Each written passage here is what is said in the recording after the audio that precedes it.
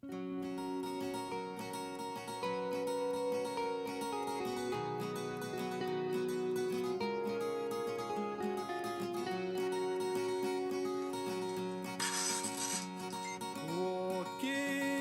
with your head in the stars, your eyes bedded in black and your soul full of scars. You are dreaming in your room when it's dark. Music on your mind and on your chin, there's a mark. You're a rebel, always a rebel. You are.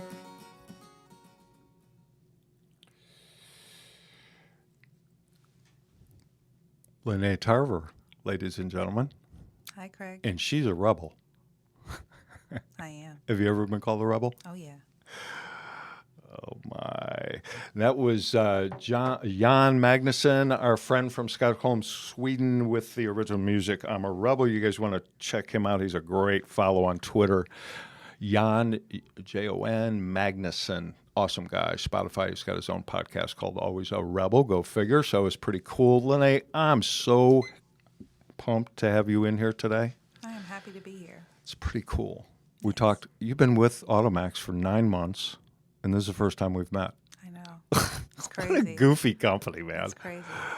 This year, now, this November, we're going to have a AutoMax get-together. We had one last year. No, not last year, the year before, but we're going to have another one this November. The week prior to Thanksgiving, we'll have everybody in somewhere in Atlantic City, and it's kind of cool. It's a couple-day event, and it's awesome. I bring in some speakers, and then the trainers are really engaged. They all do, not all, but some of them do, kind of a best practices thing. We have the food is ridiculous, and we have awards and so forth. So, and it gives a chance for everybody to see each other because we don't see each other. I know. We have 32 people, and it's like, everybody's spread across the country. 10 years ago, I shut down all the offices, so everybody works at home. We make more money that way. Brilliant idea. It was offices were an ego thing. Brick and mortar was totally ego. All the crap hit the fan in 08, 09, and it was like, okay, wait a minute. We don't need offices for what we're doing. I can have everybody work at home. They love it, and it's they're more productive. What I found was so weird, and it scared the crap out of me. It's like a little control freak thing going on, but it was like, is everybody going to work? Is everyone just going to jerk around all day? What I found, when you have a brick and mortar office and your hours are whatever 9 to 6, people are there at 8:58, 8:59, 9:01. They leave at 5:59, 6, or 6:01, right? Correct. I mean, it's just doesn't make them a bad person. It's just those are my hours. Right. Now there's people working at 6 o'clock in the morning, 11 o'clock at night. A lot of our people just. I mean, I wish everyone could really see what the people inside AutoMax actually do prior to recruiter trainers such as yourself out in the field that, ultimately facilitate the end result. But these people work 7 days a week. I mean, it's insane. It's just, the word I'm blessed and, highly favored and blessed, it's used a lot, but frankly, I am. It's amazing. And it's mostly dumb luck. The people, no, that's not necessarily true because we only bring in people from other people. We don't hire strangers. Right. It's like the reason you're here is because of John Tracy, Right. who's been with us too long. We should probably retire John. He's been with us way too long. I'm only kidding. But John, gosh, how long has John been with us? It's got to be close to 15 years, I would guess. I think so. Yeah. But he formed a relationship with you. He brought you to us, and it was, yeah, man, yep, she fits. And it's in the admin part of AutoMax, it's like all those people, they're all related. They're either family or like literal family, or, we treat each other like family, but it's like we bring in somebody only based on the fact that they know somebody else that knows somebody else, and it's like, so everyone knows each other, so they're an immediate fit. We know what we're getting into. Absolutely. And I think in recruiting, I think that's important. It's very important. I think so. Gary Vee had a thing. I don't know, a week ago or so about bringing on family members and friends and so forth. And I thought he was going to be against it, and he actually is all for it. Mm-hmm. And so I felt, okay, well, if Gary Vee's all about it, then so am I. So, yes, it's so awesome to be here. And I want to get into your story here a little bit. I want to remind everybody, if you would, thank you for joining us on the Recruiter Podcast. Can everybody see our new AutoMax banner in the background? So that's one thing. And I do want to say that, in part, the Recruiter Podcast is brought to you by AutoMax Recruiting and Training, the nation's #1 automotive recruiting solutions for your dealership, regardless of size, independent, OEM, motorsports. Man, we'll do anything within reason. But 22 years, 18,000 plus, almost 19,000 recruiting campaigns, 190-some thousand men and women placed in the dealerships in the U.S., Canada, and Puerto Rico. Pretty crazy numbers.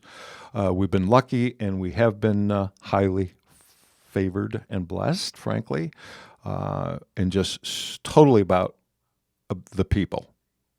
Any success that AutoMax Recruiting and Training has had is 100% due to the people, as it is in your dealerships. If you don't have the right people, if you don't create the right culture for those people, if you don't onboard them properly, love on them, and keep them. I had a conversation with a trainer here, I know, several months ago, and it was like, dude, you can't leave. It's not allowed. I'm not going to let you leave. And it's like, like, you know, you've been with the company nine months. 9 months. So you're due. No, I'm only kidding. So it's like, and because of the building relationship that you've had with everyone within the company, the dealers that we've taken you to, like, unless you came to us and said, look, guys, love ya, but I just got offered the moon and the stars and something else. Like, okay, that's cool. Other than that, you're not going nowhere. It's like, just, you know, retire with AutoMax. You're a young woman, but it's like, you know, next 20, 25 years, whatever, you're staying put, unless you got offered something that was like mind blowing. And I would obviously never, ever stand in the way of you doing something really, really, really way out there. But so enough about that. AutoMax Recruiting and Training. We're everywhere. Go to our website.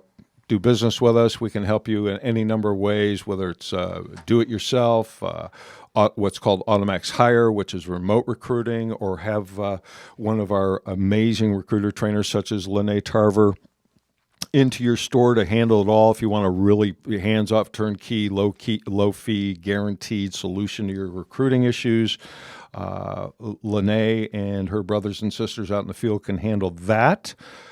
And we love being a sponsor. I want to get one other sponsor in right now before we get to the rest of them. And I want to talk about Troy Spring, Hunter Swift, and our friends from Dealer World. You go to mydealerworld.com. They're a full-service advertising agency. They call themselves a performance agency. They are top-notch, absolutely amazing people. They'll do a free audit on your store, see where they can save you money. They actually consult. It's a very unusual situation where they don't pump up they don't pull 15% off your ad spend and do all that malarkey like a lot of them do, which I think is criminal, just flat out. They do everything right. They're growing at massive rates. Amazing people. And again, it's always, and I'm going to talk, each one of our sponsors are unique in the fact that they're all results oriented, but it's all about the people that they surround themselves. Go figure. The Recruiter Podcast, AutoMax Recruiting and Training, all our sponsors are people that love people. That's a song, isn't it? People who love people, need people. Yeah, Barbra Streisand. Okay. are the luckiest. Now, okay, stop, Craig. You got a nice voice. Thank you so much. Ernie, make sure Lenee gets a really special deal for saying I have a nice voice, please. Oh, yeah. So, but dealer world is just ridiculous. I don't care if you've been with an agency forever, you're looking for one, you're kind of up in the air on whether you need one or not. They have programs for literally every size dealership, OEM, doesn't matter. Reach out to Hunter Swift. Have him do a free evaluation on your store. It's simple. You want to talk about no pressure selling? They just will consult with you. And in some cases, they'll just flat out tell you, hey, we can't help you, or I don't think this is a good match. One of the most amazing things about dealer world that I have literally never seen in my 45, 46, 47. Jeez, I'm old. God, Lenee, I've been in the car business longer than you've been alive. Unbelievable. I got shoes older than you, I think. You're still young. So get a little closer. There we go. Perfect. All right. Exactly. So, yeah, that makes it easier. Just move that thing around, whatever's comfortable for you. All right. So, so several months ago, they ran a social post saying that they're not taking on any new clients, period. They shut it down.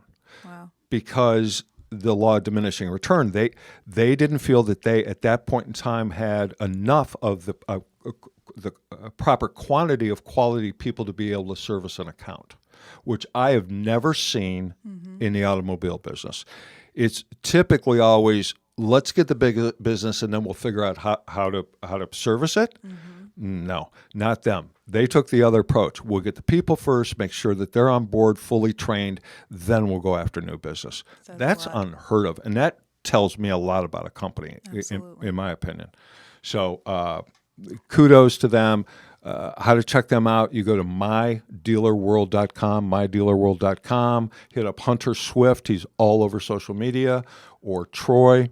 Also, Troy's house is for sale up in Lehighton County there. It's, yeah, I know, Joe, we have a little technical issue with YouTube today. It will be uploaded to YouTube later today.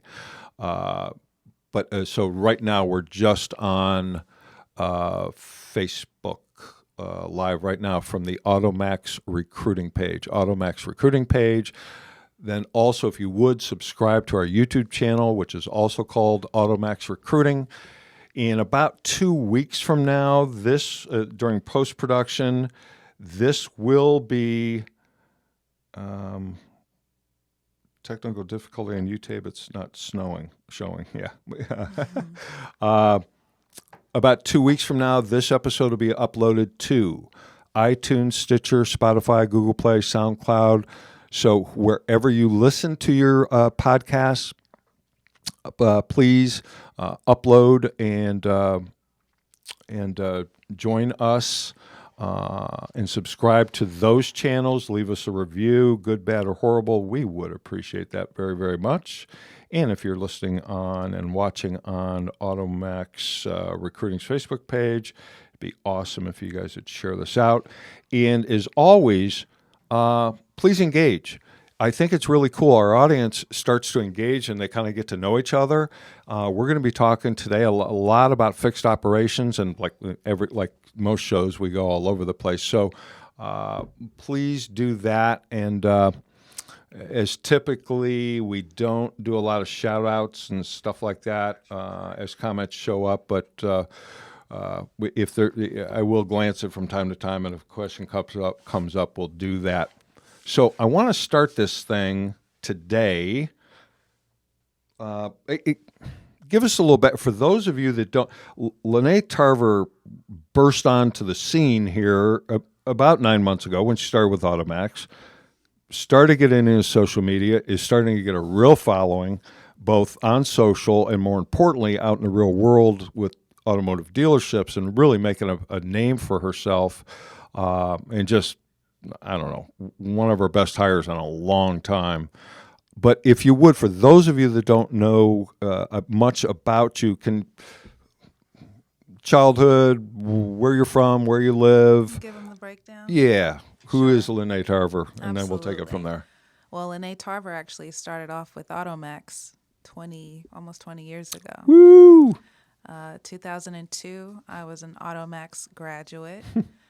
Started with a dealership down in Georgia and sold cars. So it's crazy to be full circle and be with AutoMax in this capacity now as a trainer. It's So awesome. amazing. You probably back then answered a newspaper ad, I would assume. I did. Yeah. Yeah. That is crazy. That's happened a few times, and there's nothing. Making money is cool, and all the big numbers that we put out is cool. The coolest thing, no kidding, for me, is hearing those stories.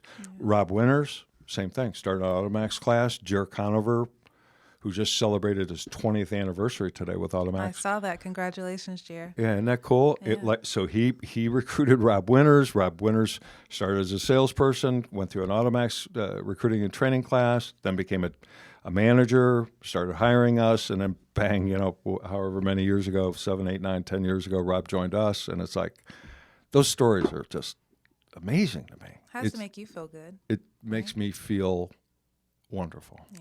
It's so fulfilling. It's nothing, if you call the electric company and say, hey, listen, I want to pay my bill with, helping getting Lenee Tarver in the car business, they're going to say, what? But when I put my head on the pillow at night, it's like, man, that's pretty cool. Yeah. Yeah. I realized what it can do for people, not only the dealership, but the candidates. We really motivate them before they enter into the industry. So it gives them confidence that's just unbelievable to really go out there and sell a car their first day on the floor. I hear a lot of that. Isn't that awesome? Yeah. Well, when they text or call you, hey, I got my first deal, or I got my first hat trick, or, and it's like, this sounds crazy, but what we do and the responsibility that we have going into a dealership is so enormous. Potentially, we're talking about generational change.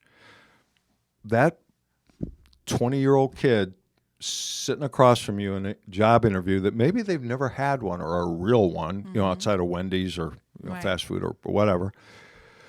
They won't look you in the eye. They stutter. But you see something. Yep. And you go, you know what? I'm going to give her a chance, and I'm going to invite her into the initial training and see what happens. Mm-hmm. And then it's like, cocoon to butterfly. It's like sometimes they change in a week or a day. It's amazing. It really is. And then you turn that person over to the dealer, and the dealer's like, hey, trust me, give her a chance. There's something about her. Mm-hmm. At worst case scenario, she'll be average, but let's give her a shot. And time after time after time after time, year after year, tens of thousands of people have gone through that.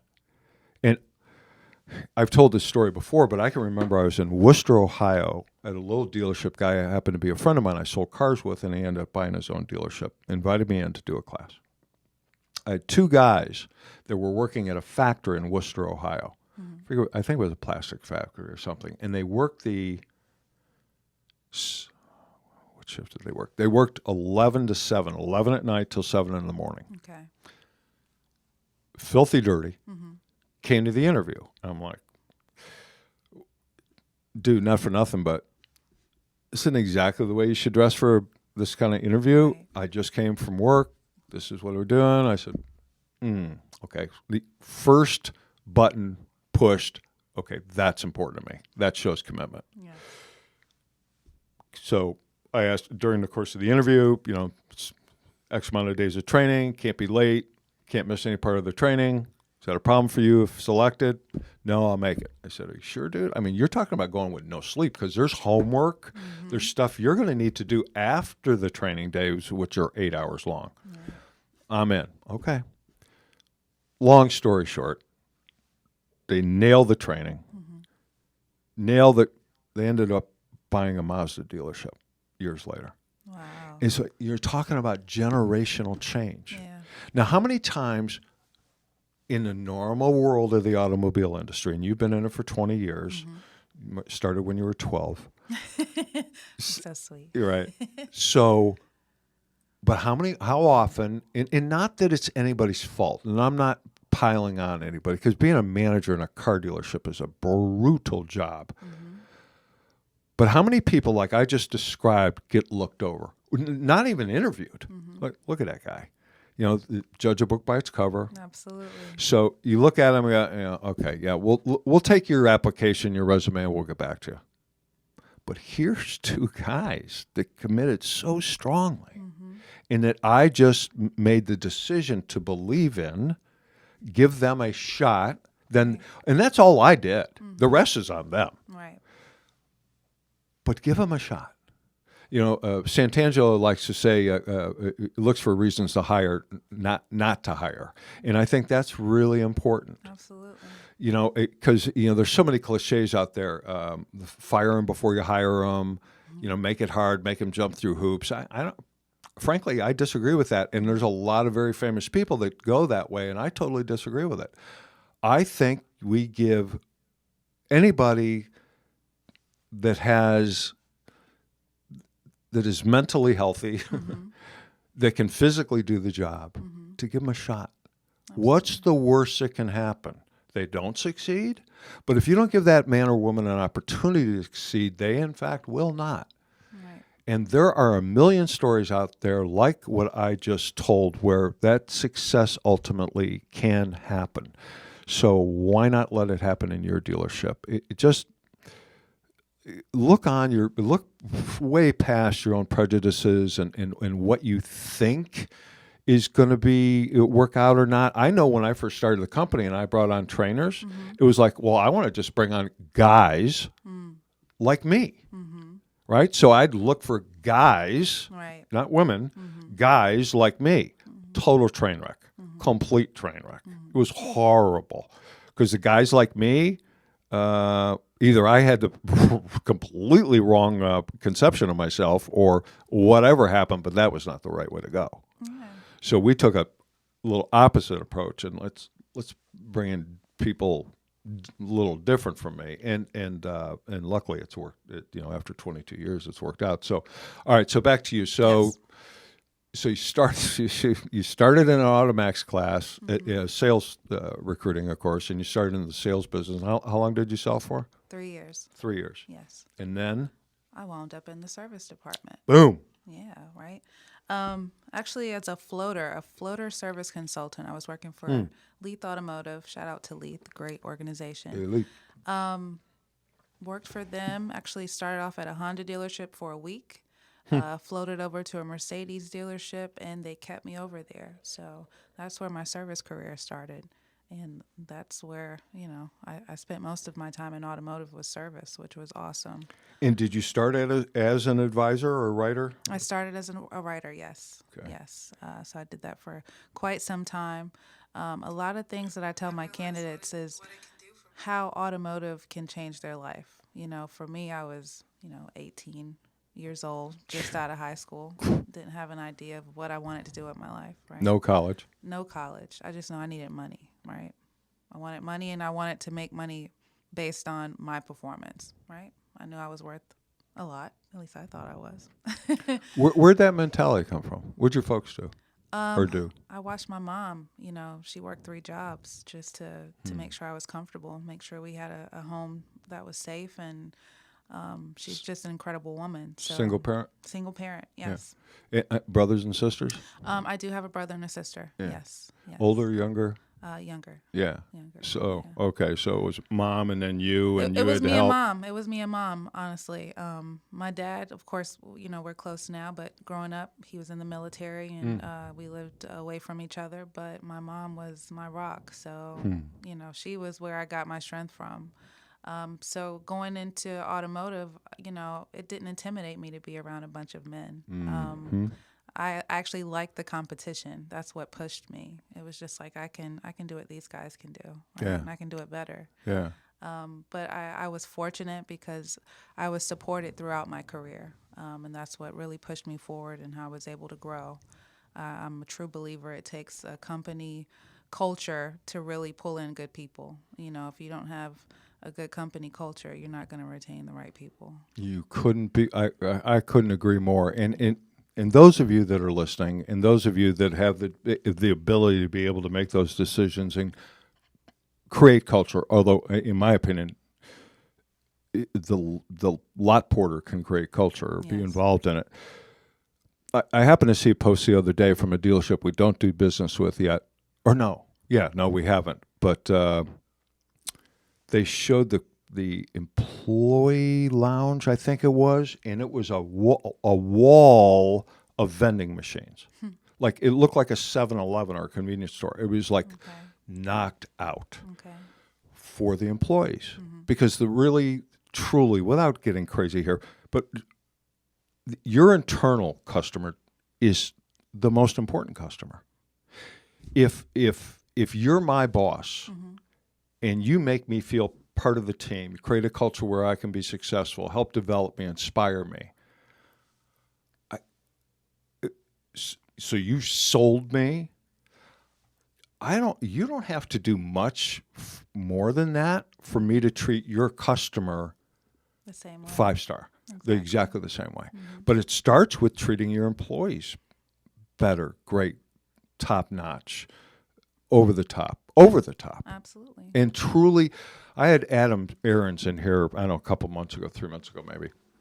And Adam is one that it's almost rigged. He's the dealer of the year every year, and he's a client of ours. He used the Automotive HR recruiting platform that we use, and his turnover is non-existent.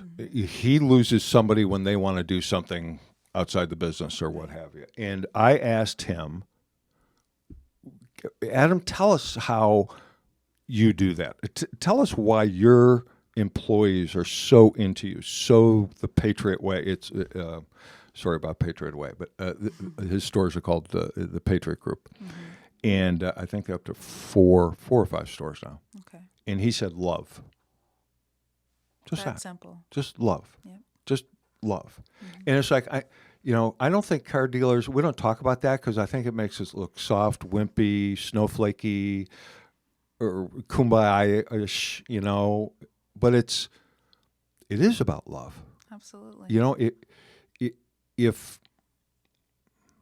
If I attempt to love on you as a partner in AutoMax, only one of two things are going to happen. Either you're not the kind of person that responds to that and is like, that's too touchy-feely. I'm only in it for the money, this and that. You're not going to be with us long.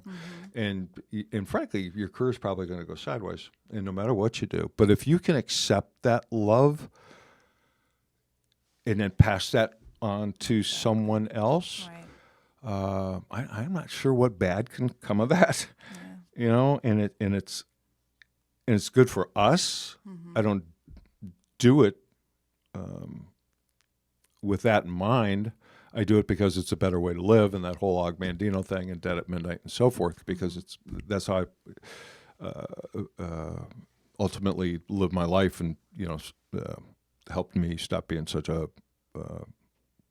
chimpanzee and treating people like crap. So. And it helped me a great deal, but just loving on your employees, man, is... You have to, That's what kept me with AutoMax. These 9 months, I've just been growing. That's a fact. Listening. Our conference calls are really our meetings when we really get to know each other and know what makes each other tick and how we can help each other as trainers grow with our own experiences. When we talked about emotional intelligence, just for you guys to touch on that was awesome for me, because we all have our own challenges, but how can we help each other evolve, and grow? So that stuck out to me. And we have plans in the very near future to have more emotional intelligence type questions in our interview with potential candidates, because I think it is so important. Obviously IQ is important. We have to be able to intellectually understand some concepts with technology, how to enter information into a CRM, how to use our smartphones effectively in a sales environment or at a dealership. But more important than that, a person, you give me a person has, because we're not born with emotional intelligence. It is a learned thing.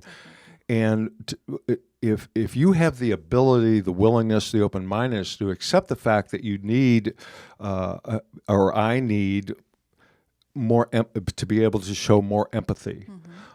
I have to have self-knowledge. I have to know who I am, what my strengths and weaknesses are, and play to my strengths, work on my weaknesses, and have that emotional intelligence to be able to do that. And one, just a plug out there, you guys, if you watch my son Joe Lockard, the director of operations, every Friday has a show called Live at 5 on Facebook, and he's been talking about emotional intelligence right now, and it's also on our YouTube channel, AutoMax Recruiting. They're really good, they're really important, and it's something that I think that in our industry, look, you can name them all, Carvana, CarMax, whatever, and vending machine buying and doing everything online, and that's great. So I'm here to say this, and I can't imagine you would disagree with this statement, but from a retail brick and mortar basis, there's still going to be a handshake. There's still going to be eyeball to eyeball. There's still going to be a demonstration drive, or however much of the process is done at the dealership face to face. If you're not an emotionally intelligent human being, then it's all going to come down to one thing, and that's price. Right. And one of two things are going to happen. You're going to sell the car, lose money, leave the business, or along with red carpet treatment and really over-delivering and under-promising and really learn about emotional intelligence, you're going to be left behind, I think, going forward in our industry. Absolutely. Yeah, you'd agree with that? I agree with 100%. Yeah. I actually had a candidate who bought a car through Carvana. And I asked him, I said, how was the experience? Right. Just because I was curious, how does this process work? And they actually went through 3 vehicles before they found one that they liked. But because they have a return policy, you order a vehicle, you check it out, you have, I think, a week or 3 days, and then you send it back if you don't like it. They did that 3 times? 3 times. Whoa. I said, who wants to do that? For me, That'd be a pain. Buying a car is a big deal, right? I mean, outside of buying a house, buying a car is like the next biggest thing. So I want hands-on, I want full contact, communication. I want to know what's going on, from point A to point Z. Agreed. So yeah, I don't understand the whole buying a car offline thing. Yeah, and I think, not to say it's a fad, because it's not a fad, it's beyond fad phase, but I think it is a niche, and I think it'll always be a niche.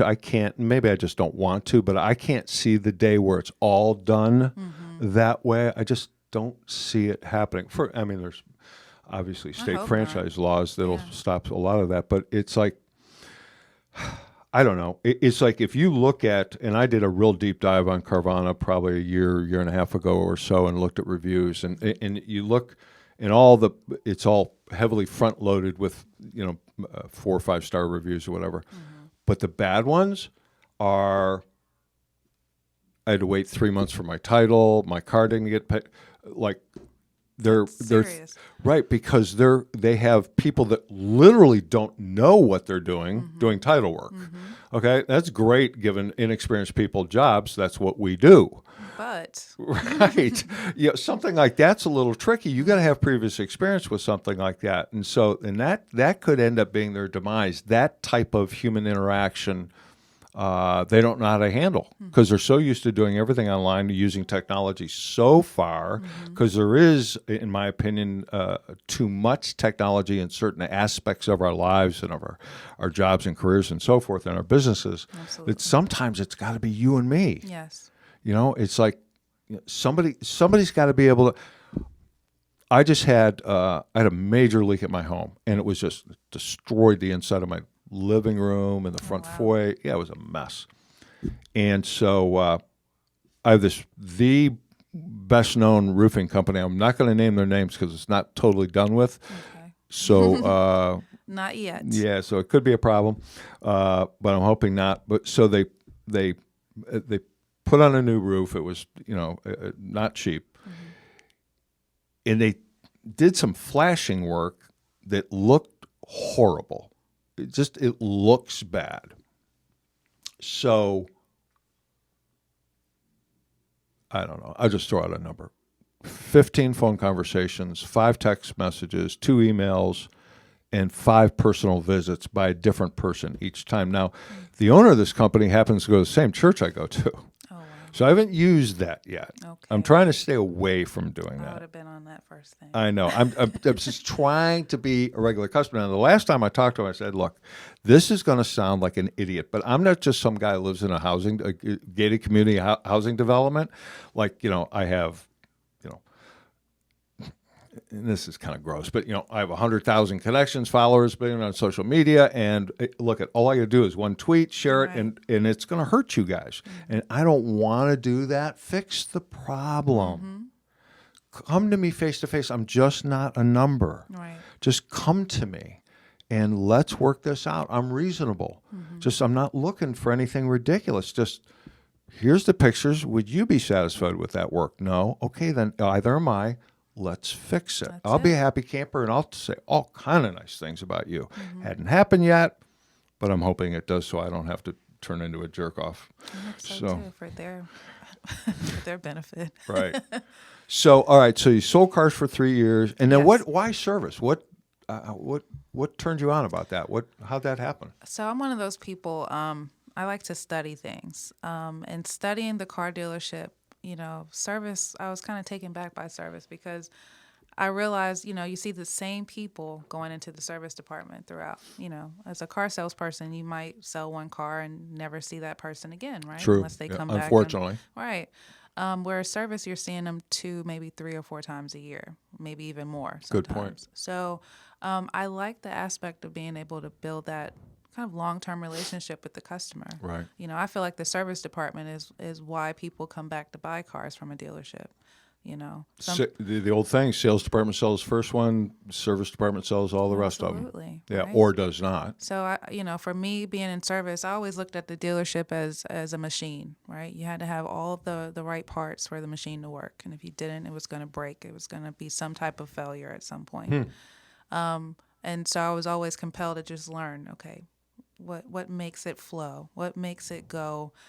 What's productive? How do I make the technicians not have to worry about, small things that's tying them up from getting a car done? Boom. So that's what really made me love service. I fell in love with service because I was just like, okay, the porter's just as important as the service manager or the technician, right? Yeah. So it was me. It was like, how can I fix these processes in service to make our customers happy, to make everyone within the service department happy? Because if it's flowing right, everyone's going to do their job. They're going to be happy. They're going to take care of the customer, and it's going to flow, and everyone's going to have fun doing their job. Yeah. That's so important. I remember, and we talked just a little bit prior pre-podcast about. That's how I started in the car business. I worked at a Plymouth dealership. Ooh, Plymouth. Yeah, those were put together with. You want to talk about needing a service department? Oh yeah. There was listen to this, Lenee. So they had all Plymouths. This is 1972, 73, 74. Okay. On the firewall, they had a ceramic. It was called a ballast resistor, and it literally it had 2 prongs, and it would plug into the firewall. And they went bad so often on delivery, we'd give them a second one to put in their glove box and show them how to replace wow. it. It was just easy. Literally just plug it in. If it went bad, the car wouldn't start. These things were put together. They were horrid automobiles. So a lot of service opportunities. But,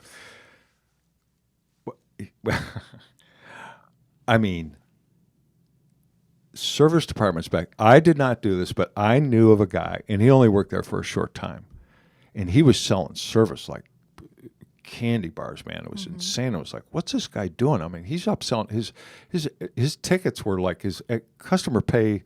ROs averaged 3 hours per RO in the 70s on a Plymouth. It was like what? Yeah. This guy carried a can of oil in his back pocket. Squirt a little under the rear axle or the tire when he's doing his walk around, and hey, ma'am, this isn't good. No. Got an oil leak. We should probably check that out. See, that's horrible. That's not how you do business. Horrible. Horrible. We had, I don't know, this is way past your time. I'm sure they didn't do it, but we had, and this was mostly legitimate. There was a product, maybe they still make it today. It was called Krex, Krex, and it was a engine additive that you would squirt in the gas tank. So during a lube oil and filter, for 2/10, we'd get paid 2/10 if they upsold them to the Krex. And it's like, so everybody got Krex. And I don't know if it was good or bad, but I mean, it was like, these are such archaic times. Like we had, I mean, he was in 70s, this tech was 100 years old in the 70s. I mean, he was like, and he did all the tune-ups. He was the tune-up guy. Okay. And I can remember literally, he would have that screwdriver that was 3 feet long, you know those? Oh, yeah. Put it up against his ear, take the air filter off, listen to the carburetor, listen to the or put it on the block, and listen for a deep tick or whatever. It was like, I mean, that's what I came from. And then we had 2 master techs, which was pretty ridiculous for back then. And they had, I mean, these guys would literally turn 65, 70 hours a week. And for those of you that don't know what that relates to, that's a bunch. They're making money. Making big, yeah. They're making bank. There's stacks for sure. And so, and their main problem was working in conjunction with the parts department. To your point, you alluded to part of your job was make sure the technicians had everything going so that they could spend time on what they're getting paid to do and how they make their money. Yeah. And it was like, and I don't know why, but so I kind of forced that relationship between the parts counter person and the technician to work together because, if you're working, if they got 2 stalls working at the same time and they're on 2 whatever big jobs that are going to pay 4, 5, 6 hours a piece, that 20 minutes at the parts counter, times 2 is 40, times 2 people is hour and a half of loss of downtime, unbillable time, puts the customer in a bad position, is important. Or having these guys sending out, those of you that are listening right now, and you're a dealer, you're a general manager, you're a service manager, service director, please do not have your technicians going outside, knocking snow off of automobiles, looking for the customer's car to bring it inside. Hire a flippin' porter and have them go get the cars. The technician and I'd have the porter gets the damn parts, frankly. I want that teching. Right, fixing cars. Right? Yeah. That's what they get paid for. Nobody loses that way. I went, and then I'll shut up here, but it was kind of ahead of the times, but Chrysler then had something that I think was called Chrysler Sales Track. Okay. And it was made for scheduling. So I went to a seminar. It was in Chicago, and I was like, I don't know, 22 years old or whatever. And I thought, oh, wow, I get to go out of town and get drunk. But actually, the training was really good. And what they had was they had a big paper log, and it would have all the text, almost like a sales log. It would have all the technicians, their available time, 8 hours. And then it was literally a slide rule. So we'd get a call would come in, and hey, I got this wrong with my car, or whatever, it's making this, and we'd not diagnose it over the phone, but kind of get a feel for what was really happening, and then correlate it with something in our minds like, okay, well, it's probably a wheel balance and a front end alignment. So I'm gonna take the wheel alignment guy and figure an hour 1.1 or whatever they paid back down on alignment, and slide rule him and schedule that time for him. And the idea was to overschedule by about 2 hours. So each tech would get 10, and then we make adjustments as we go. And it was kind of, that was 40 plus years ago. And I don't know, I'm not sure how does work get scheduled anymore? Gosh, when they call in, how do they figure do they just keep booking them and just like an airline or what? It really just depends on the dealership. Yeah. So many different dealerships have different policies. A lot of times you'll have a dispatcher, where they're going to dispatch the work out to the technicians, and they'll be able to keep track of it on their computer systems. For me, I've worked in service environments where I may have had 9 technicians, and I pretty much just worked with those 9 technicians. I knew what their strengths and their weaknesses were. I knew how to distribute the work. Right. And then I've worked where I've had a dispatcher where I give them the repair orders and they dispatch the work to the technicians. Gotcha. So, it just depends. I feel like every service department is different. Depends on the volume of cars you're doing. Right. How difficult the cars are to repair, how many technicians do you have, how strong they are. The OEM. The The parts department. Everything. And you just have to really build based on what you have, right? And Right. it's going to vary. You might need a parts runner throughout the day to disperse the parts to the technicians if, they're really working that much. Exactly. If your guys aren't really doing too much, then how are you going to make them turn more hours? Yeah, right. I mean, and that's what I love about service. Yeah. It literally, it's a machine, and you just have to figure out the best components for it. Right. So the dispatchers that are using technology, are they entering it into the dealership CRM, or It is might it be a route sheet, literally a booklet, a route sheet where you're writing down the customer's last name, the tag number, and a description of what it came in for. Oh, gotcha. Right? Okay. Or it might be in a computer system, CDK, for instance. Yeah. And then you have to rely on the technician to type their stories in the system. And Right. I've been where you had to write on the back of the RO and just punch times that way. Right. So, I mean, That's old school. Yeah, it really varies. It's crazy. So about 17 or 18 years ago, we brought on a recruiter trainer that was a former dealer, very bright guy. Mm-hmm. And he said, look, not for nothing, but I don't want to be a recruiter trainer forever. Mm-hmm. Would you be open-minded to take a look at a business plan that I have in mind when, I get comfortable with you, you get comfortable with me? I said, sure. I mean, the guy's a former dealer. What am I, it's like, yeah, of course. So, I don't know, 4, 5, 6 months into him working with us, he was doing a real nice job. Super guy, very smart. And he brings me this business plan where we were going to do like what we called turnaround deals in service departments. So the overall concept was we'd come into a dealership and they would retain us. They'd give us X amount of dollars up front to install a system, a process that was mostly based on improving the customer pay, average customer pay, RO, repair order.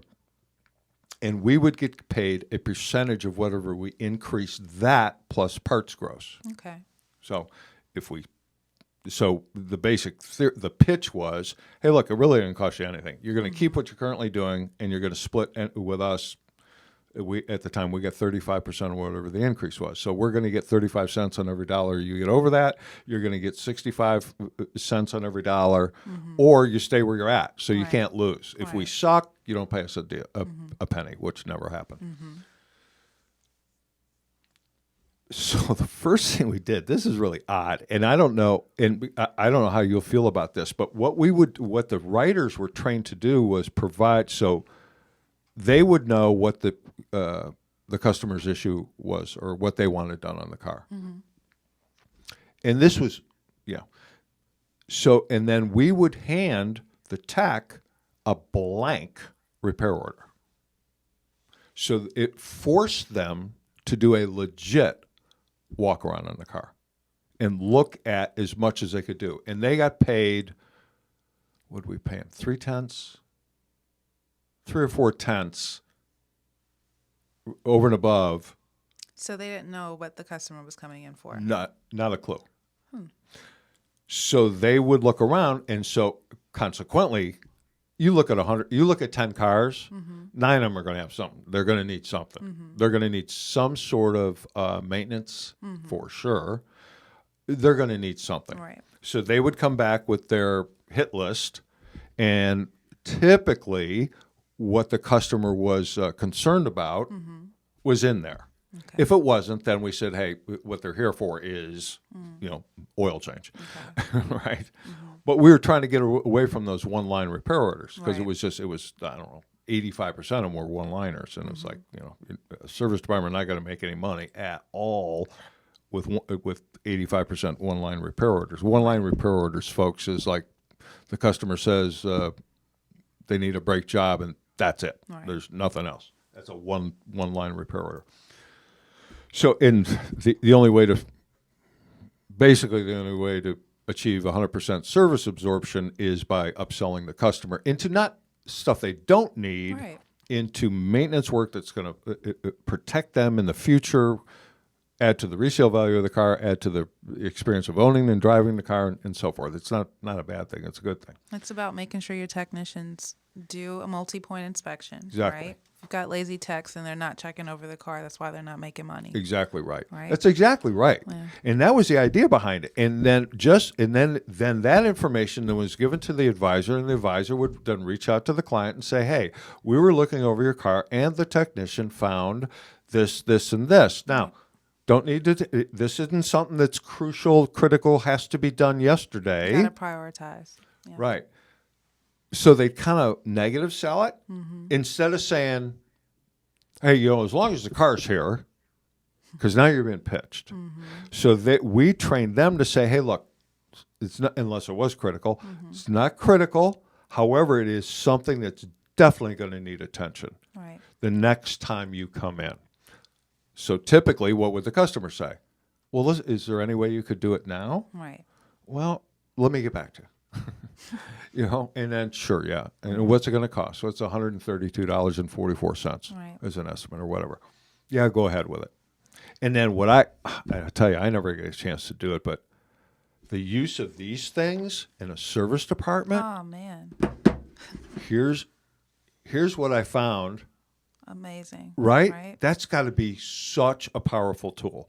Definitely. If you're an advisor and doing 8/10ths, you're not using this. Exactly. Or whatever. How easy is it to take a picture, video, text it to the customer? I utilize that tool all the time. Right. I mean, you think about it. You take your car in for service, you want to know what's going on with it, right? Right. If you tell a customer, hey, your tires are starting to wear, if they don't see it, they're not going to understand, how severe it is. It's simple as sliding a quarter into that tread. That's it. And like, here, look, and it should be this. Look. Exactly. It's so powerful. I wonder how many people, what percentage of advisors are actually doing that or even know how to do it. What would you guess? Gosh. Right? Not enough. Right? Honestly. And it's because, as an advisor, you get caught up in the day. You're trying to multitask, and so you forget certain things, right? You're not really dedicating the right amount of time to each customer. But if you have the right processes set up in the dealership, you can. Right. So that's the thing.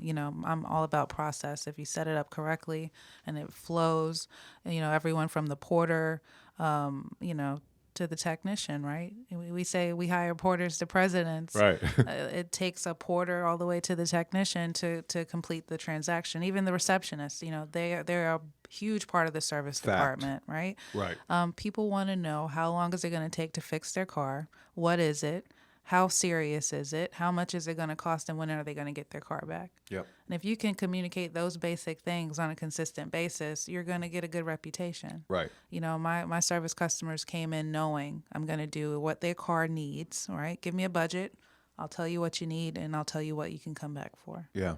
Yeah, I love that. And then they tell somebody else. Exactly. Hey, because everybody wants to have a guy, hey, I got a friend on ABC Motors, and she took care of my car, pointed some things out to me, never pitched me. Right. If your car needs this, you should go see Lenee.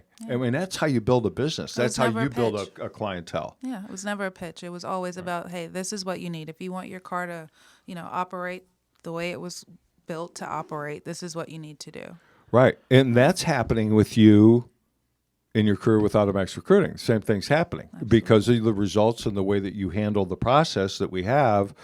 You're getting asked back and getting referrals and so forth. It just, you walk like you talk. Because then when you're training new people, that's what you're telling them to do. Absolutely. So it's you got to lead by example. you right? do, Yeah. you do, yeah, yeah. Do as I actually do, not just what I say. So So you got into being a service advisor. Yes, got into being a service advisor. Decided I wanted to move to New York City from North Carolina. Woo! Right, I wanted to go to the big city. Whoa. And I told myself at the time, I said, if I get a job offer, I'll go up there. And I applied to 20 different dealerships. All of them offered me the position. Right? Really? I know. I was like, wow. So I wound up in Brooklyn. Actually worked didn't know this. Yeah, worked for a Mercedes dealership in Brooklyn for about 3 years. Then I worked for GM. Worked for GM in Manhattan, Potemkin. And then I worked for a GM factory store. Then we had the wonderful Automotive buyback situation. So they actually shut down that dealership. So I moved back to North Carolina. What was it like being in New York? Man, listen, it was fun. I right? love New York City. It got stressful just because the cost of living in the city is crazy. It's insane. And here I am, I'm from North Carolina. I'm used to having a car, not driving on the train or anything. But Right. then again, I'm having to park 3 blocks away from my apartment and find parking and watch people run into my car when they're parking there. So I was like, you know what? I'm going back down to North Carolina where I can park in my driveway. Yeah, well, it's unfortunate. And in that line of work, well, it's a little different depending how the pay plan works for an advisor, but because, the door rate is pretty high, regardless of the manufacturer. I mean, I made great money, though. Yeah, did you? I made great money. Yeah.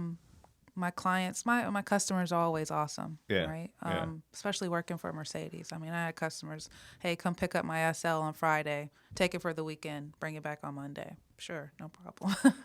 I've had Mercedes for a long time, and the service I've received is the service that a Mercedes buyer would expect. Absolutely. In saying that, however, if you buy whatever, you should get that same service. I agree. And it's nothing more than just taking a little extra step. It's not that hard. Right. But I think, and I don't know, I'm just talking out my butt here, but I think that it's like, well, you're a Hyundai buyer, so we're going to put you in this pigeonhole of being whatever. Yeah. And your car's broke down, or your car needs work. Oh, okay, well, bring it in, and we'll get to it when we get to it. And you get treated like a Hyundai buyer, like that's something lower. Right? Exactly. Yeah. And if they treated their client like a Mercedes owner, yes, all hell would break loose. They'd have lines of people out there Absolutely. desiring, begging, demanding that kind of service. I'm telling you, people work hard for their money, right? No matter if they're driving a Hyundai or a Mercedes-Benz, it doesn't matter. Correct. And that's hey, world-class customer service, no matter what kind of car you have. For me, if I worked for a dealership and I felt like they didn't take care of their customers in that way, why am I there? Yeah, right? I'm out. Yeah, absolutely. Well, you ever read Carl Sewell's book, Customers for Life? I haven't. Lenee, I'm telling you, it's kind of a quick read. Okay. And the book's kind of old now, but Sewell owns a lot of Highline dealerships, a lot of them in Texas. And most of the book was based on service. Okay. It's a great read. And for those of you listening, if you've not read Customers for Life, I strongly recommend it by Carl Sewell, Sewell. It should be must reading to get into the car business, in my opinion. But they talked about, and there were many stories, but one in particular hit me, this very wealthy lady. It was at their Cadillac store, Cadillac or Lexus. I think, I'm going to say Cadillac store. I think it was a Cadillac dealership. But she had come in. I'm going to screw up this story, so forgive me. And those of you that, you can take your shots at me and say, Craig, no, that's not the way it went at all. But at any rate, I'm going to say she, and I might be crossing stories here, but she brings her car in for service. She's going away on vacation for a month. In the trunk of her car were quail. 8, 10, 15 quail that her husband had shot, Okay. put in the trunk. They kind of forgot about. Okay. And this is Texas. Right. Okay. Car's going to be there a month. This car's sitting out in the Texas heat with quail in the trunk. They explode. Sorry, people. They explode in the trunk. Oh, wow. Obviously not the customer or the dealership's fault. Right. I don't know. Should they have checked the trunk? Should they? I don't know. But why would they unless she had a trunk issue? Or exactly. something, right? Right. Exactly. So, end of the story. They buy her. They replace the car. Wow. They replaced the car. The Sewell organization believes that every single customer is worth $350,000 to them. So that customer, the customer coming in for an oil change, the customer that's bought 50 cars from them, doesn't matter. You're worth $350,000 to me, and I'm going to treat you thus. Wow. You know? Mm-hmm. And and there's a million stories in that book, but really, you'd love it. You'd love it. It's a great book, Customers for Life. I'm definitely going to check You'd that really out. love it. And it's on audiobook now, too. Good. So Okay. that's the only way I can do stuff Me anymore. too. I You know, love Audible. Thank you. It's the only way. It's like, who has time to actually turn pages in a book? Hey, and when you're on the road, you listen to an Audible driving Right. or whatever. The case Exactly. is. Yeah. That's awesome. So that took you back down to the Carolinas in your Yes. original, and you live in Durham right now. We talked a little bit about podcast, and that's not too far from Raleigh, which is Yeah. one of my favorite spots down there. Born The only and- problem with the damn South, with North Carolina especially, is it's all full of Northerners and Midwesterners now. Now it is. Yeah. Right? Yeah. It's like, the natives are like in South Carolina. No, they're still in North Carolina. Yeah, they are. They're still there. They are, but it's raised property values dramatically. I mean, it's Oh my goodness. right, and taxes. Absolutely. Last 5 years, it's changed. Charlotte, you dramatically. might as well live in New York almost. I mean, Yeah. it's like, it's crazy. I think Raleigh Durham's more expensive than Charlotte. It Is seems it? like now. Yeah. Wow, Yeah. that sucks. That sucks. It does. My dad lives in Aiken, South Carolina, right near Augusta, Georgia, and it's like, it's better or worse, and there's bad things to it too, but it's like it was in the 50s. I mean, it looks like a postcard. It's just weird, but the taxes are, there are no taxes. I mean, it basically, it's like no taxes. Right. Like, I'd live there. right, man? It's like Yeah. any money you don't pay in taxes, dollar in your pocket. So That's the cool thing also about being a trainer and traveling. You get to go through small towns that you wouldn't necessarily go through ever, right? I found myself True. in some interesting places, and I'll share a story actually. When I went to Tennessee, I was in Knoxville, Tennessee, right. and I was at dinner the last night before I was headed home, and the waiter came to the table and said, "Someone actually took care of your bill." I'm like, "What do you really? Who was it?" And he pointed him out. And so I went to the table and I was like, "Thank you. Like, you didn't have to do that." And he was like, "I could tell you weren't from the area. I just wanted to show you some hospitality." No way. Yeah. And, I gave him a hug and I was like, "Thank you so much." But I was just so taken back by that. This guy didn't know me. He just, saw me. I was actually there with my fiance and we both had dinner, and that was just awesome. Wow, Right? that's an interesting story. And I share that story a lot of times in my training classes just because when we talk about augmandino and treating people as if they're going to be dead by midnight, if we treated someone, every day, if we just did one nice thing for someone, right? The world would be a better place. We talk about love, how love makes the biggest difference. Some of the dealerships I go into, you see the culture and you see how their team works with each other, and it's because they take care of each other. It makes such a big difference. It really does. And those things have changed, thank God. I remember, I am from the old school where, as a salesperson, if you went to lunch and somebody come in and asked for you, oh, he doesn't work here anymore. Yeah. It's like, literally, and worse. Mm-hmm. I'm here to say, even with all the problems in the world and our industry and so forth, just social warrior, just how crazy the world is. In my opinion, there is no better time to be in the automobile industry than right now. Absolutely. The opportunities are ridiculous, whether it be sales, service, what have you.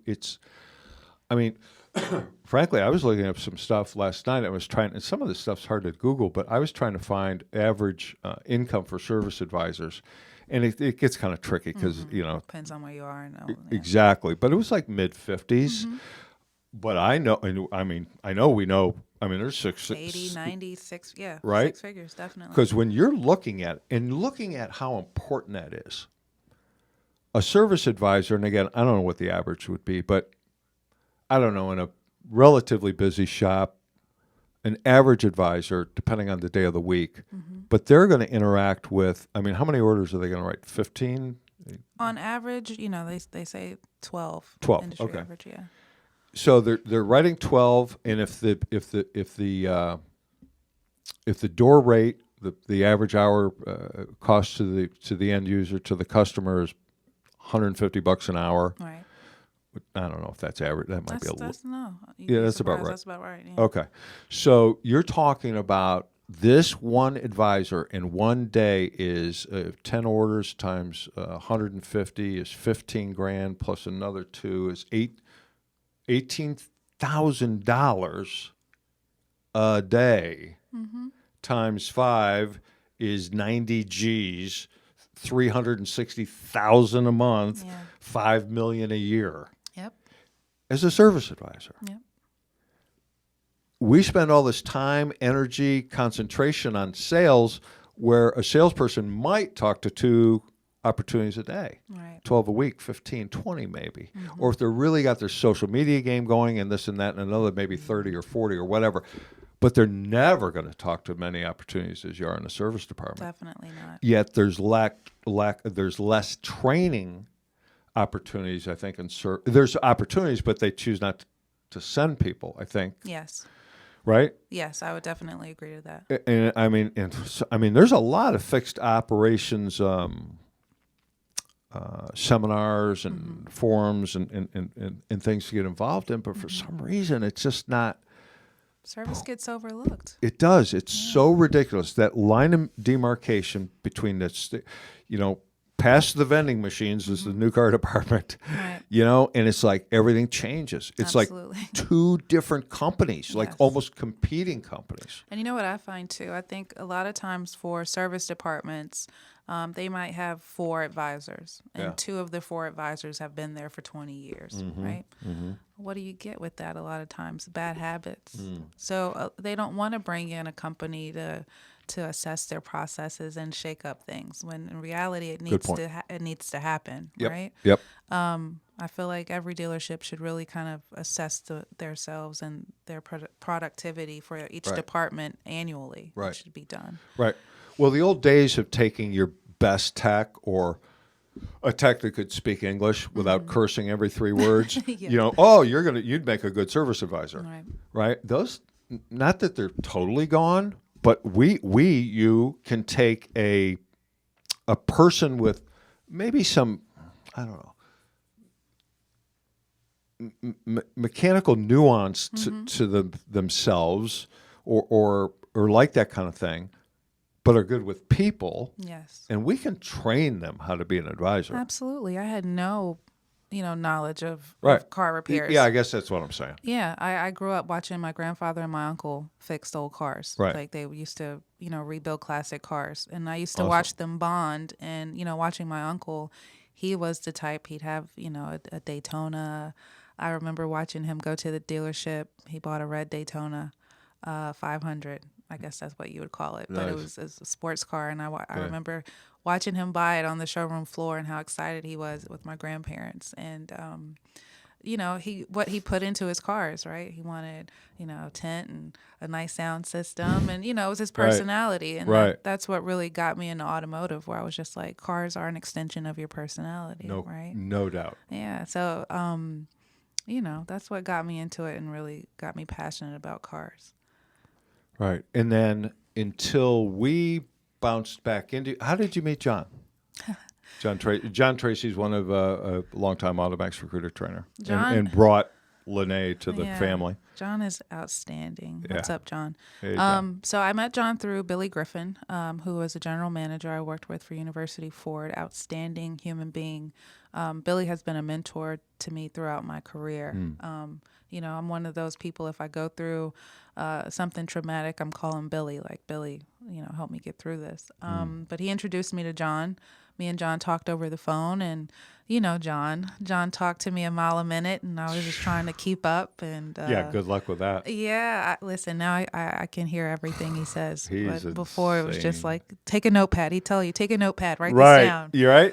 Yeah. Okay. Well, yeah. yeah. Talking human, John. Yeah. But so we talked, and he got a feel for me, and he's like, listen, if you're serious about this, come out to Fort Lauderdale and watch what I do. And I went out to Fort Lauderdale. I didn't think twice about it. Yeah. I went out there, I watched him, and I said, I want to do what you do. I watched how he impacted the class, how excited they were, and knowing what he was telling them was so true, And you know how John is. John put me on the spot. He's like, get up here, tell them about yourself. And I'm just like, Right. okay. And I did, and I enjoyed it, and I was like, okay, I want to do this. Yeah. Yeah. Yeah. I'm so glad that happened. Me too. You've really, and we're really in a great position with great people, but what you've done in just 9 months is really exciting because you fit in, you're helping. I mean, you're the epitome of what we look for in a person that's our That's forward-facing.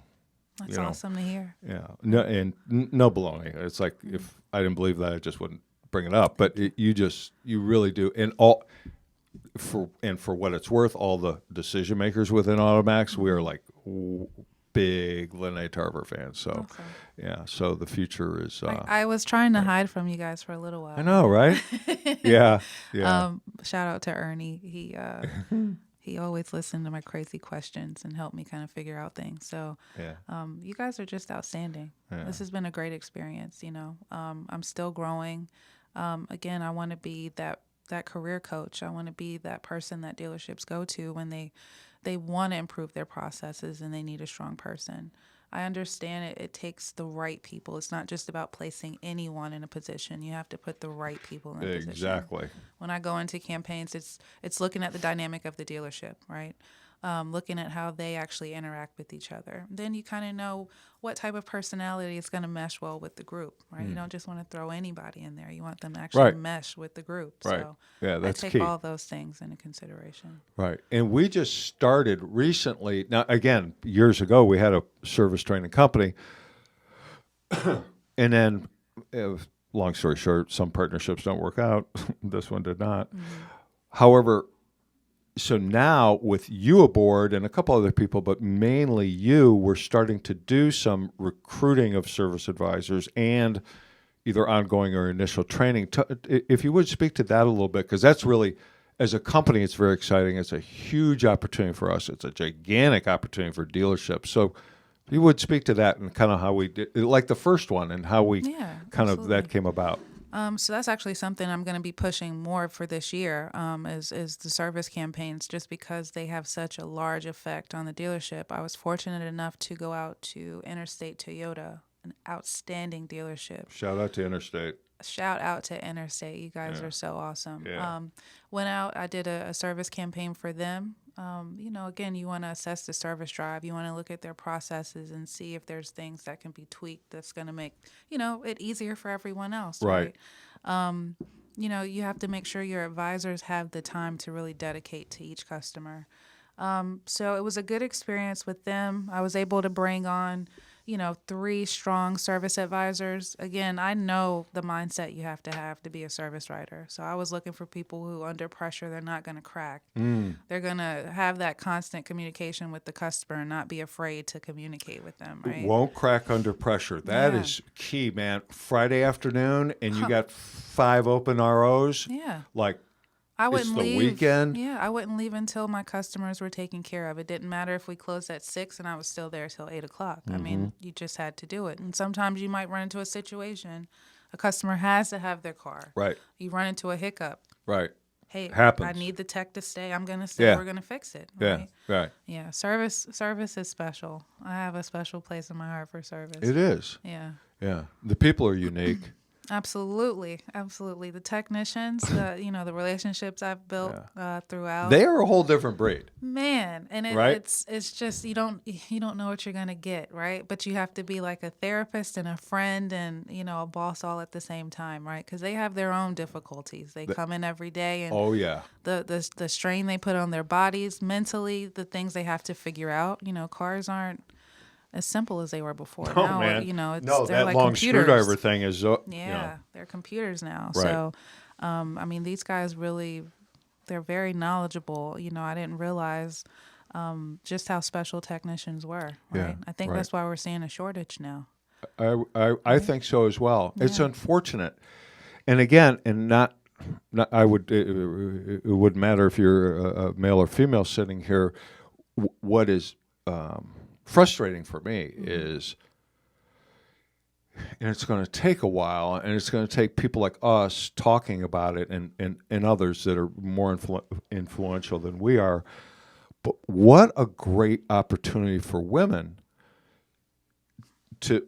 They don't have to. So forget about that 4 years of college loans and the $100,000 worth of debt. Exactly. Go, trade school, bang. I guarantee you, ladies, whoever's listening to this, I guarantee you go to a trade school, UTI or any of these places. We AutoMax, we will get you placed as a technician in a car dealership in the United States of America. Bang, Wherever like right you wanna now. be. Where Yeah. good, great point. Yeah. Pick where you want to live. Yeah. A, because of the shortage. B, they would love to have females back there. And here's a job that you can start right from the gate making. You're not going to get rich overnight. And yeah, there's investment in tools. Dealers should help do that, by the way. There's investment in training. Dealerships should pick that up, by the way. Every time. Right, every time. However, the opportunity to start into a job, at 22 years old, making 50 Yep. is not unheard of at all, and with relatively easy steps in a relatively short amount of time, where a six-figure job as a technician, as a female, is a no-brainer. Absolutely. No-brainer. Male or female alike doesn't matter, but especially females. If you're having a hard time figuring out what do I want to do when I grow up? What should I go to college? Should I do this? Do that? Man, look at technology. Look at being an automotive technician. It's so powerful. Yeah. A lot of shout outs here. A lot of people watching this crazy thing. Tracy says, "Hey, Lenee, Hey, my John. protege, All keep crushing right. it." You know it. Salvatore Giagno, Oh, my friend Sal. So listen, let me tell you about Sal. Dude, please. Sal is at the last campaign I did for Toyota of Stanford. Okay. right? He is actually the sales manager there. Ah. Sal took care of me. Okay. The whole Shout week out, I Sal. was there. Sal, you are the man. Again, they're the same automotive group as Interstate Toyota. They are amazing. I just left Staten Island Honda, which Yeah. is another sister store. Yeah. Amazing automotive group. They seem as a group to do everything right, Man, or attempt to. they really do, and they really to hear them talk about how they're going to put things together. They don't leave any rock unturned. You know what I Nice. mean? Yep. So yeah, they're just amazing. I understand why they have the people they have, and they're going to retain people. Right. Right. That's Because the key. they know how to take care of them. Yeah. So yeah, big shout out to them. I've really encountered some great dealerships. You kind of when you're in the dealership world and you're going to the same dealership daily, you get caught up in the monotony, right? I Yes. felt like I wanted to do more. What can I do to inspire other people to get into this business? Right. And that's I found my niche, Yeah, right, with yeah, AutoMax. So yeah. it's been good. Thank goodness. Yeah. And then we got Weldon Whitehurst. We've been connected on social for quite a long time.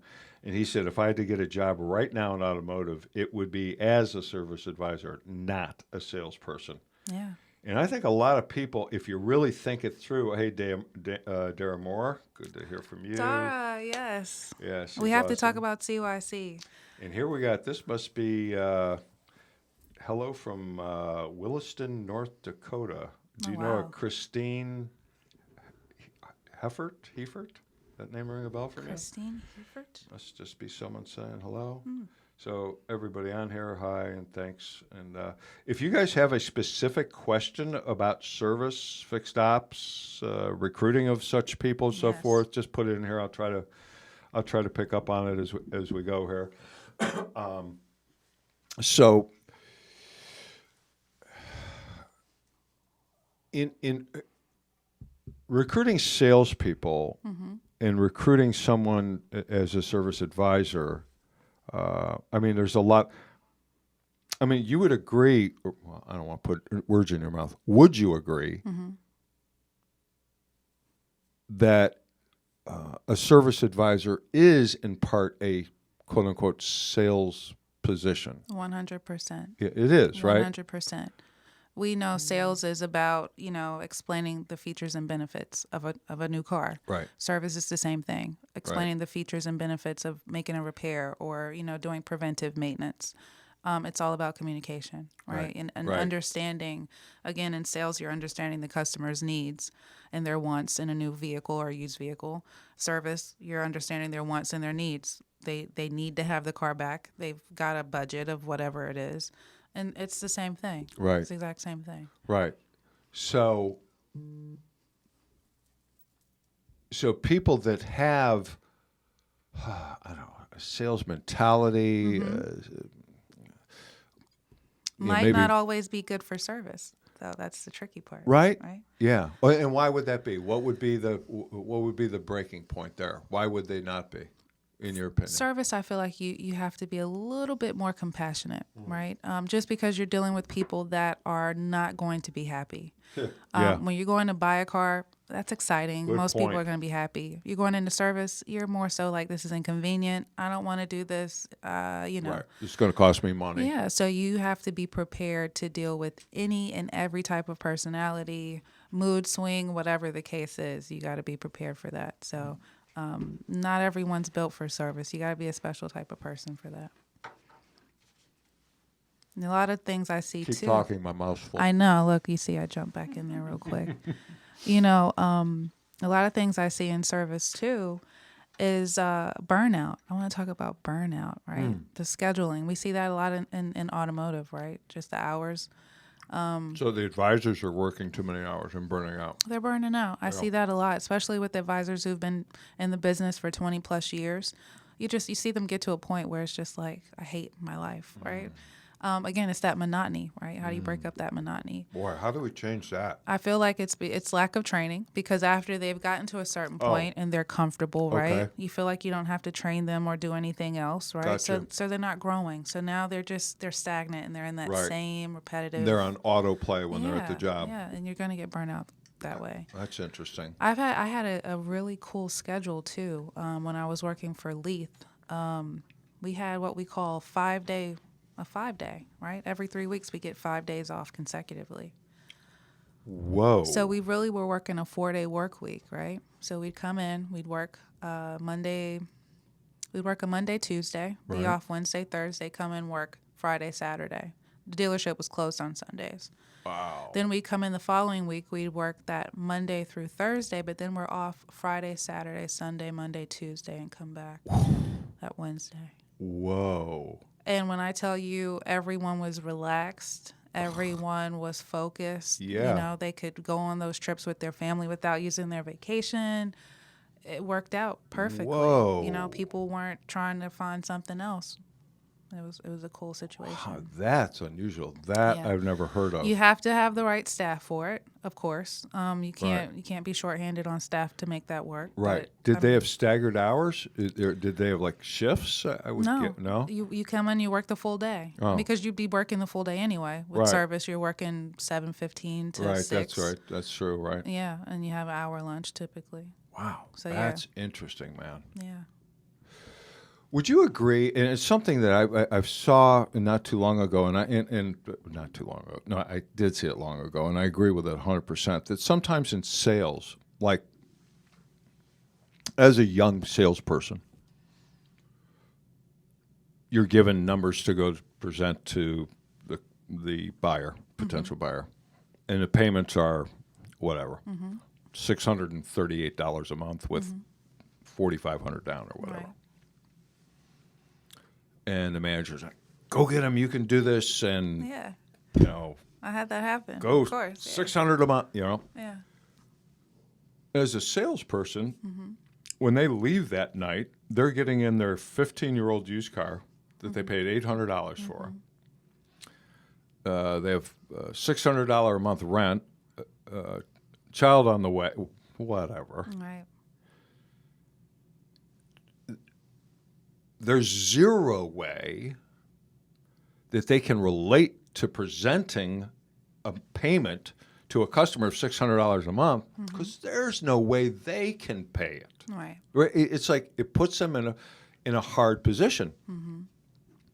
In saying that, I don't think service is dissimilar in the fact I can remember back when I was writing service and I'd go back to present a, I don't know, $800,000-$900,000 repair. Right.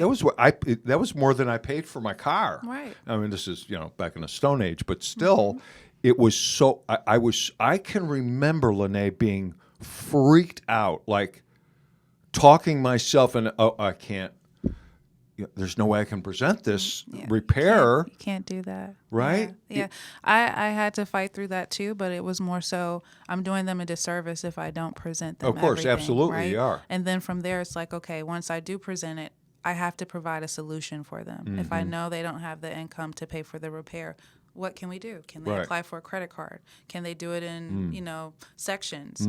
What's going to be, if it's safety related, what's going to be priority, right? And that's how you build your relationships with your Right. customers, because then they realize she's not just going to put something on me. She's actually going to give me a solution to help me figure out what I need to do. It goes back to the emotional intelligence thing when we talk about empathy, right? You have to find and initiate that empathy with the customer because how would I do it? Yeah. What would work for me if I was in the same situation? That's what Exactly. empathy is all about. Yep.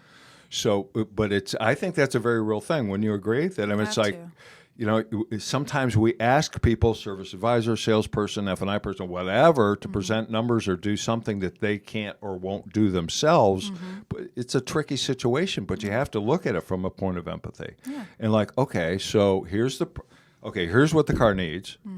Here's what it's going to, here's the investment on your part. Now, okay, if you can't reach in your pocket and give me the cash, Right. how can we make it easier for you to be able to do? Maybe you can buy another car, right? I There mean, you I go. used to have 5-6 cars, that were sold out of the service department, right? Yeah. If your car's not worth fixing, why am I going to try to have you fix it? Correct. Instead of make money, through service, and then you're just going to be upset when something else breaks.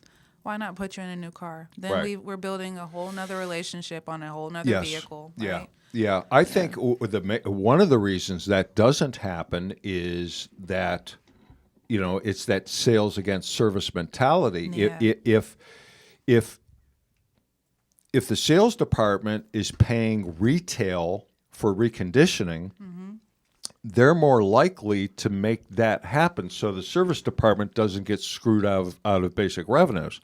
So if I'm a service manager, shop foreman, or whatever, and we should have more shop foremans, in my opinion. Absolutely. I think those days need to come back. That's a whole nother conversation. Yeah, we can have that.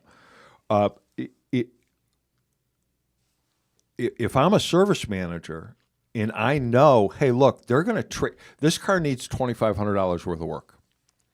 Customer doesn't have $2,500. Why don't we take a look at, here's my friend Bill from sales.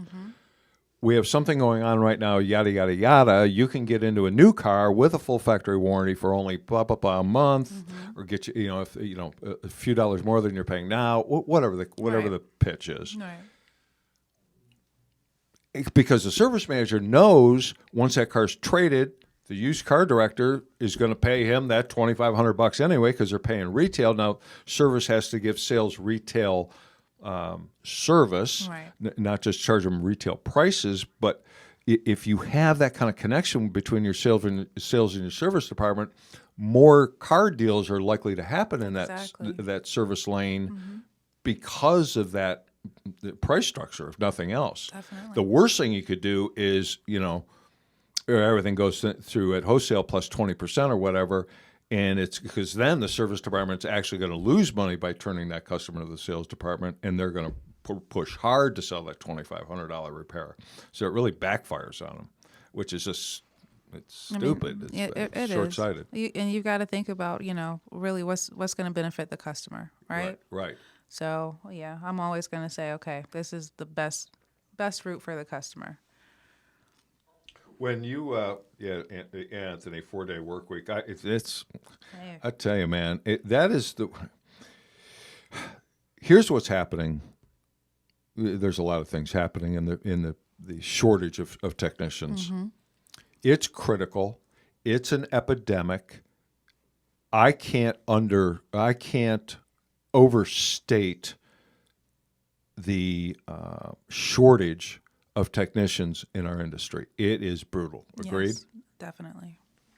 So if I'm a dealer right now, I think you could call 100 dealers and ask them if they need a tech. 95 are going to say, yeah. What do you got? I'd say 98. Yeah, right? Yeah. So that's the issue. Mm-hmm. Now, the only solutions are this. If you want a master tech, A-level tech, B-level tech, typically you're going to have to steal that person from a dealership either in your area, or if your need is such, and we're talking about an A-level or master tech, mm-hmm. certified in something very, a diesel certified, whatever. Right. Chances are you're going to have to relocate that person. Right. Right. Mm-hmm. So you're talking about a pretty big investment mm-hmm. and commitment on the dealer's part. Excuse me. But it has to be so over the top, because a master tech, A-level tech, B-level tech, he or she is not going to move their toolbox across town for $10 an hour. Exactly. They're just not going to do it. Right. I've seen situations where you get a experienced technician, a no-brainer hire. Mm-hmm. They've got 3 weeks paid vacation coming up this year. The new dealer goes, oh, no, it starts from zero with us. It's like, come on, man. Yep. Really? I mean, it's like, seriously, you're going to lose this guy or girl over a week paid vacation or 2? Right. We talk about stuff like this where you bring in a tech and the tech's at, I don't know, $30 an hour, mm-hmm. let's say. And you want to retain tech, and you have trouble because if you're stealing techs from somebody else is going to look to steal techs from you, right? Exactly. Yeah. So, okay, I don't want my techs leaving. If I got a tech, they're not leaving my building. Right. Almost regardless of what it takes. So think of this, ladies and those of you that are listening and are in the fixed operations portion of this. Simple fix here, and there's a bunch of simple fixes, but here's one that's not that far outside of the box. Hold back an hour of their pay every week, mm-hmm. $30. So if they're $30 an hour, hold back an hour, triple that. Hold it in reserve. Mm-hmm. So it's their 30 plus 3 hours times 30 is 90. So it's $120 a week. Mm-hmm. Okay, so that's what, $240, $480. Let's call it $500 a month. Mm-hmm. Let's call it $6,000 a year. Mm-hmm. They get paid that, let's say, the first week in December. Christmas presents, holiday season, mm-hmm. whatever. There's always a need at that time of year. At that time, they get that money, yours and theirs. Mm-hmm. You're handing them a check for $6,000. Mm-hmm. Now, if they choose to leave, they're only leaving with their $30 a week, $1,500. So they're leaving $3,500 sitting there at the dealership. That's meaningful money to a tech, absolutely, or anybody. Mm-hmm. That's meaningful money. So it is just a small thing to think about, to consider, is throw that into your plan. It's so well worth it. It's going to cost less. I'm going to tell you, you can do that. It's a pay me now, pay me later commercial for AutoMax. You don't want to do stuff like this? Yep. Just call us. We'll keep getting you tax. We're going to charge you. Yep. But you can keep the people you have. You don't have to call us if you do those things. Exactly. We've been talking years about 4-day work weeks, and dealers freak out about it. But would you agree with this statement? Mm-hmm. These are loaded questions, but wouldn't you agree that if you got a master tech, A-level tech, whatever the case might be, and he or she is turning 50 hours a week, 55 hours a week, wouldn't you agree that if you gave them a 4-day work week and a 3-day weekend, that they would find a way to turn those same 55 hours in 4 days if they have the work scheduled by the service advisor and the parts and this and that? Every single time. Right? So, I mean, to me, it's not even worth considering. Right. You just do it. Exactly. A, it'll get you top-level talent. B, you're going to retain that top-level talent. Well, Craig, what about my existing technicians? Put them in the same thing. Exactly. Right? You can, in fact, if you really think about it, extend your service hours, hire more techs, work them in shifts, hire another advisor that's selling. This is a variable expense. This person's being paid a lot on commission, so it's not costing you anything. So you can actually make your service more available to your clientele locally by extending your hours, cut your employees' hours, make them happy, retain them, and increase your revenues. It's like, come on, think that through. Especially if you're losing opportunities. Right, With exactly, 'cause scheduling, you are. Right? I mean, it happens all the time. Right. I see dealers. Yeah, I'll get back to you. Yeah. I mean, come on. Right. Opportunities, and they're going to, the dealership down the street or to the independent. That's one thing dealerships, we have to keep people from going to independents, right? We want to keep them within the dealership world. Right. I actually worked for one independent, best experience I ever had. Because? He recruited me, actually, from a Ford dealership, and he had an awesome reputation, and I actually went and worked with him for a year. Because he heard about my reputation, he wanted me to come and work for him. He guaranteed me a salary for a year. I went and I worked for him. I learned a lot. Awesome person. The store was called Auto Protocol. James Allen, shout out to you if you were listening. I learned a lot, but with his independent, he had a really interesting setup. Any repair that was done at his facility, you got a 3-year, 36,000-mile warranty on it. Didn't matter if it was brakes. You still got a 3-year, 36,000-mile warranty. Whoa, that's a way to get them to come back. Absolutely. And he had outstanding technicians. They did multi-point inspections thoroughly on each vehicle, right? So the reputation was, yes, this is an independent, but you come here and you get top-notch treatment. They're going to, no matter how old my car is, they're going to treat it with, the utmost. That's interesting. That's unusual. Yeah. That's unusual. I always like the...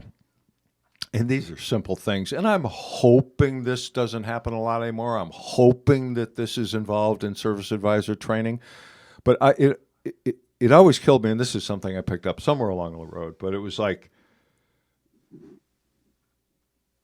something along the lines of service advisor. Call comes into the service area. Customer says, I'm calling to see how much a brake job is. Okay, well, what kind of car you got? What's the engine size? Blah, blah, blah. How many miles? Yada, yada, yada. It's about $500. Okay, thanks a lot. Click. Right. Okay. So what's that person doing? They're just calling. They're saying the same thing, calling us. They're shopping. Right. They hear $440. Or $225, and then they get some squeaky brakes. Yeah. Exactly. So why not, hey, Mr. Customer, let's do this.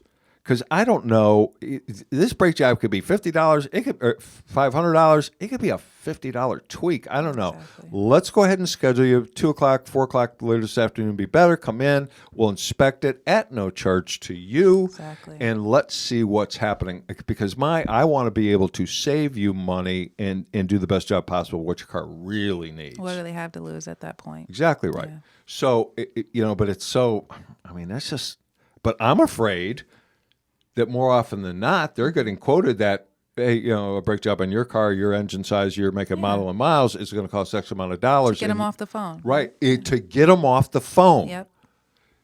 To get them off the freaking phone. You're exactly right to take the next call or whatever it is they're doing, watching YouTube videos or whatever. Right. It's like, yeah, that's bad. Yeah. That's bad. That can be changed. Absolutely. And I would think, would you agree that not unlike the sales department, and I got nothing against veteran salespeople, love them. I was one once.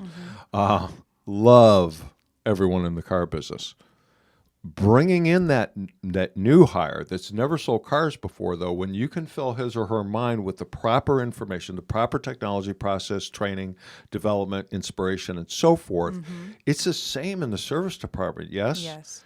So we're not bringing in someone with, and again, there's nothing wrong with that. So some people want and need that experience, and experience is important in our industry. However, in saying that, it's also a pretty sweet deal when you can bring somebody in that's never been a service advisor, interview that person properly, professionally, onboard them properly and professionally. Exactly. I went and visited my granddaughters over the weekend in Delaware. They moved away, and I hate that. So, so I brought my dog with me because she goes everywhere with me. I almost brought her in here today. I wish you would have. Yeah, it was like that. I should have. And Joanna, my assistant, but Joanna Weber, Yeah. she just called me and said, "I just fed the queen." She still at my house, fed my dog. So anyhow, Dixie likes to stay in hotels, and my son and his wife, they have a cat and the baby, and Dixie's kind of big, and I was like, we'll just get a hotel. And Dixie likes hotels for some reason. Cool. So, and this is a weird thing. I've been a Priority Club member through Holiday Inn for like 20 years. Okay. I get massive points. I could go to Paris for free and stay at Holiday Inn. So, Nice. yeah. So I typically, and they just replaced all their beds nationwide. That's a shout out for Holiday Inn. All right. Yeah, and they're actually pretty good. So we, when it's a visit like this, and I'm just going to be a day, I'll stay in a Holiday Inn. So I go to the front desk, and I was this, what do they call them? Whatever. The desk person. What the hell do they call them? The desk person at the Holiday Inn. Okay. Yeah. Right. So I was her first on her own customer. Got it. Okay. And she was a nervous wreck. And I said, look, just relax. Everything's okay. I'm no big deal. It's just relax. Okay, you got this. You've been trained. I'm not going to get on your case, so just do your thing. You Right. practice on me. That's okay. I got time. Everything's fine. And she, oh, thank you, Mr. Lockard. I said, you actually call me Craig. Oh, thank you, Craig, and blah, blah, blah, blah, blah. And she screwed up pretty much every step along the way. But I'm trying to be emotionally intelligent, have some empathy. Right. So it's so when she was coming to an end and she was feeling more comfortable. Yeah. I said, let me ask you this. When did you actually start here? She said, about 5 weeks ago. Wow. I said, I'm your first guest? Yeah. The first one I've been allowed to do on my own. So you had 5+ weeks of training before you got to talk to an actual guest, right? And what do we do, broad stroke, not everywhere, with a new hire at a car dealership that never sold cars before? What do we do? They get fresh meat. They get thrown right out there to the wolves. Yeah. Go catching up. And they're shaking in their boots, right? Right. How am I going to, this customer's going to tell me I'm not interested. Right. I got it. I'm just looking. Right. And Lenee, I tell you what is even worse, and in my opinion, and this is kind of bro science, but the turnover happens even before that. Oh, yeah. It happens when after you're done with them. Your clients are a little bit different. I'm not blowing smoke. They're a crust above. But They're awesome. Yeah, they are. And what happens at too many dealerships still, and I don't think it's not the majority, but it still happens enough. Whereas that new hire shows up, they forgot the new hire starting today. Right. They have nothing ready. Yep. The desk is a flippin' mess. Yep. They give them a box of business cards with scratched out names on them. They don't give them a login into the CRM yet. They're supposed to log everything in the CRM. Right. They have no training curriculum set up for that person whatsoever. Yeah. They start them off with a mound of paperwork, 4 inches thick. Those of you listening to audio, I'm raising my fingers about 4 inches apart. And they get ignored. And I'm Yep. within an hour, 3 hours a day. See, what's going to happen with that new hire, ladies and gentlemen, is they're going to go home that night and they're going to have some significant other person in their life waiting for them at home, whomever that might be. And the first question out of that significant other person's mouth to that new hire is going to be what? How was your day? How was your day?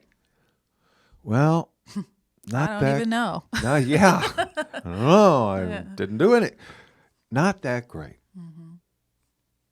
I think probably what I'm going to do is I'm going to keep my resume online, kind of see what's going to happen. Now, they'll probably stay, grab 2, 3, 4, 5, 6 paychecks. And then they're out of there. But they've checked out within hours sometimes because of improper or unprofessional onboarding. Absolutely. It's so important. How you start sometimes really determines how you end up. And folks that are listening, whether it be sales, and I think it's even more important in service, it's too easy to assume. Let's say you grab a service writer from Pep Boys or I don't know what AutoZone, right? So you think, okay, well they have some experience, they should know what they're doing. So you bring that person on, you think they're quote unquote experienced, and here's this, here's that, and there's your time card and have on it. You're now an advisor at King Kong Motors, dude. That ain't going to work. Nope. It's just not going to work. No. I think it's important, and I think it's, and I talk about it in sales a lot, but wouldn't you agree, wouldn't it be a beautiful world that if you take that service advisor, experienced or inexperienced, and have him or her, and we're getting a lot more hers at service advisors, which in my opinion is gigantic. Yes. For a zillion reasons. Yes. But to take her or him and have them spend time in the sales department at this dealership, hour, 2 hours, at the desk with the manager in F&I to see how the extended warranties are being pitched, and because that's going to ultimately fall into my lap in some form or fashion. Right. See how the receptionist answers the phone, see what challenges he or she has with that. Yep. I'm going to have that service advisor spend time in every single department in the dealership so they can see how that synergy forms, so they can feel like they're really in on things, part of the team, get rid of that line of demarcation between sales and service, and really produce at the levels that they're expected to, want to, and they're more likely to retain that team member, that employee. Would you agree with that? I mean, wouldn't that Absolutely. be beautiful? Yeah, I feel like that should go both ways. It should be the same way. Yes. You have someone start sales, they need to be in the service department. For one, they're going to pick up probably most of their customers in service if they know how to work the service department. If you know what hours to actually go and sit in service and see, who's coming in there.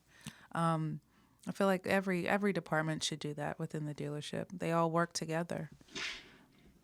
That's key. Well, that's exactly right, and that's and like you said, with salespeople, that's probably the first stop is in the service department. Absolutely. Because if you can really see it, if it's pointed out to you and you can wrap your mind around it, oh my God, there's a gold mine in here. Because what you talked about earlier, to your point about that repair they don't have the money or don't want to spend the money on, you got that. Someone's coming out to a lease end. I mean, there's dealerships. Years ago, Brian Benstock and I had a conversation about this, and we helped him facilitate this at his store at Paragon Honda, or the Acura store. I can't recall which one it was, but he had a full-blown sales department in his service lane. Yeah. I mean, that was their ups. I'm seeing dealerships actually starting to do that. Are you? Yes. Yeah, that's powerful. That's strong. That's a must. Absolutely. That's a game changer. That's a way to take it to another level. Because, hey, look, the numbers are what the numbers are. I saw something, I don't know, a week or two ago that the average quote-unquote profit per new car sold in the United States of America was a negative $750. We're losing $750 on every car that we sell, excluding factory incentives, F&I gross, and so forth. So there's nothing's going to change that. That die has been set, has been cast. And so where's the opportunity? opportunities in the service department. Absolutely. It's in fixed operations. Yep. It's operating at 100, 120, 150, 200% of absorption. Yep. It's if your service department's profitable over and above all the dealership's total expenses, have at it with selling cars. Do with whatever you want, man, because it's all profit. And what dealership do you know they're going to be like, oh, I can't. My service department's more profitable than my sales Yeah, department. Right? there's few, but it should be. Yeah, I really, Right. I think it should. Here's the issue. It's like because most of the power players, most of the principals or GMs, where did we all start? Sales. Yep. So that's our comfort level. That's our Right. comfort zone. Right. And service is this, I don't know anything about things, so I'll hire a service director with a lot of experience that knows what they're doing. Right. But yet they're strapped on what they can do, right? I mean, Right. you think Yeah. you Right. look at amenities in the service departments, Yeah. right? And how, service managers feel like they can't even offer their clients donuts Right. because it's not in the budget, right? Right. I mean, it's Bad. important to have, your waiting rooms, your service waiting rooms. You have to have decent furniture, clean furniture, right? You've got to have a kids area. If you know you have a demographic that has a lot of children, have a kids area, right? Have a workstation. People want to come in and Internet. work. You got to be online. You got to have you got to have the ability to put people online. You I mean, have come on. to, right? One reason why I shouted out Sal, Toyota of Stanford, they have a coffee bar, right? I had espressos every day. Like a legit coffee, like a legit Starbucks I'm type. talking about like the real deal. It was Yeah. delicious. Not a pot of coffee that's no, been sitting there no, burning I'm talking for about an hour. real deal espresso with cinnamon. I mean, Yeah. it was awesome stuff. Yeah. Right. Now that's little, right? Yeah, but Little it thing. makes a huge difference, Huge right? Offering your customers water, coffee, having vending machines that actually have the right things in them, right? I've been Right.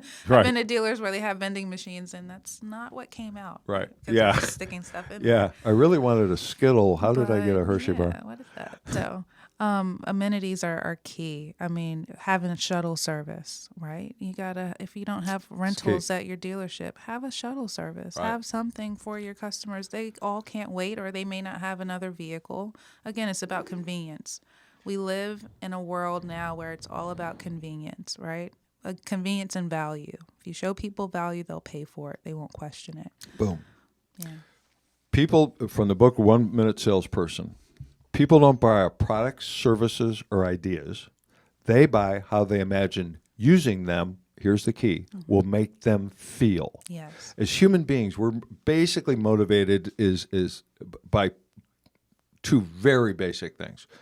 Avoid pain, seek pleasure. Unless you're a sadomasochist, then that throws Right. off the whole. But then wouldn't it the whole kind of deal. be the same thing? Yeah, well, I guess it would. Yeah, yeah. You still, yes. Good catch. So convenience is in fact a feeling. Yes. If something feels convenient to you, you're more likely to buy that. People don't buy our products, services, or ideas. They imagine how using them will make them feel. Right. So knowing that is a trait of a human being. So how can we make our service department, our sales department, or both, because they're really one entity, actually they should be, Yes. how can we make that more convenient to them? I mean, almost to the point of ridiculous. When I sold a car, Lenee, I would say to a customer, if I'm physically capable of doing so, and that was kind of my catch, if I'm physically capable, you need your car worked on. You have an appointment. Let me know. Give me some advance notice so I can make arrangements. I will come to your place of business, to your home, drop off my car, pick up your car, take it in, get it worked on, deliver it back to your home, and get my car. Now, is that the kind of place in convenience that you'd like to do business with, yes or no? Well, yeah. Absolutely. Yeah. And I was like, that's how I sold half the cars I sold. I sold a bunch. Yeah. But I was making it convenient for people to say yes Right. because I knew that's what turned them on. It was a Right. feeling. That's what we all buy. When we buy anything, when we buy the next TV, we buy Right. the next car, the next home, the next whatever, piece of clothing. We buy... when I buy a piece of clothing, even an old guy like me, I put that piece of clothing on, it makes me feel better. Right. And that's what I'm buying. I'm not buying how it looks or how you think it looks or how my bro friends think it looks. Right. how does it make me feel? Right. That's what I'm paying X amount of dollars for. Exactly. And I think the retail, automotive retail customer buying a vehicle or buying service or bringing their car in for service, whether they're paying or not, whether it's warranty or customer pay, is looking for that same thing. The reason they're coming there is that, and the reason that we're losing to franchise, whatever, Jiffy Lubes and so forth, they're providing convenience. Right. They're providing speed. Speed, low cost. Right? Low cost. Yeah. Right? We can do that. Right. We can do that. Make a commitment to it. It's not impossible. If they can do it, my goodness, you guys got a lot of money and influence and expertise. You can do it too, right? For me, it's all about how you treat me, right? I own a Lexus Exactly. right now, and my lease is up next month. I'm trying to figure out what I want to do. Oh, you're getting a lot of people on here trying to sell you a car. I know. I need to go to Toyota if I buy anything, right? Is that what you're gonna do? I don't know. I'm thinking about it actually. If I Can't do, beat 'em. I'll be back up here and I'll be seeing Interstate. But They'll last forever, those cars. my experience with the dealership, Johnson Lexus, has been outstanding. You know, from the time I purchased my car, from every time I serviced the car. Their waiting area is comfortable, right? They have a quiet room, so if you want to work and you're not, wanting to listen to other people talking, that you can sit in the quiet area. Nice. They've got a coffee bar. They've got, of course, if you need a loaner car, instead of waiting, you can just sign up for a loaner car. They have that fleet. I understand every service department can't have a fleet of loaner cars, Right. but if you can, again, it depends on your demographic. Right. But again, it's the quality of the service where I'm thinking, okay, well, maybe I'll just get another Lexus because of the treatment. If I do find another car, I want to make sure I like the dealership because I'm Yes. going to service my car with the dealership. Right. So, Right. yeah, that's important. Yeah, and like you said, to your point, not everybody has loaner cars or a fleet of loaner cars. What Right. everybody has in their city, though, typically is Uber or Lyft. Exactly. Right? Yeah. So hook up with it because it's like instead of scaring us as an industry, we should embrace that. Yeah. If I'm running a store, Yep. I'm finding a way to contact every Uber driver, every Lyft driver in my community. Mm-hmm. I'm going to sell them a car. I'm going to give them a deal on service. I'm going to hook up with them some way, somehow. And who would turn down a deal on service if they're an Uber driver? Exactly. Yeah. Right? Yeah. I mean, their car is their living. Exactly. And then I can have them take care of my customers. It's just, man, it's a win-win. I mean, just think a little, just a tiny bit outside the box, That's and all that's you where gotta the do. answers are. Yep. It's really interesting. What I found too, what was really interesting, and it was kind of not a first thing for us, but it was kind of, is like when we did that service advisor recruiting campaign, and I can't remember the exact numbers, but it was like, I mean, we had an avalanche of applications, right, of candidates. Yeah. And they were And like good candidates. all good. Yeah.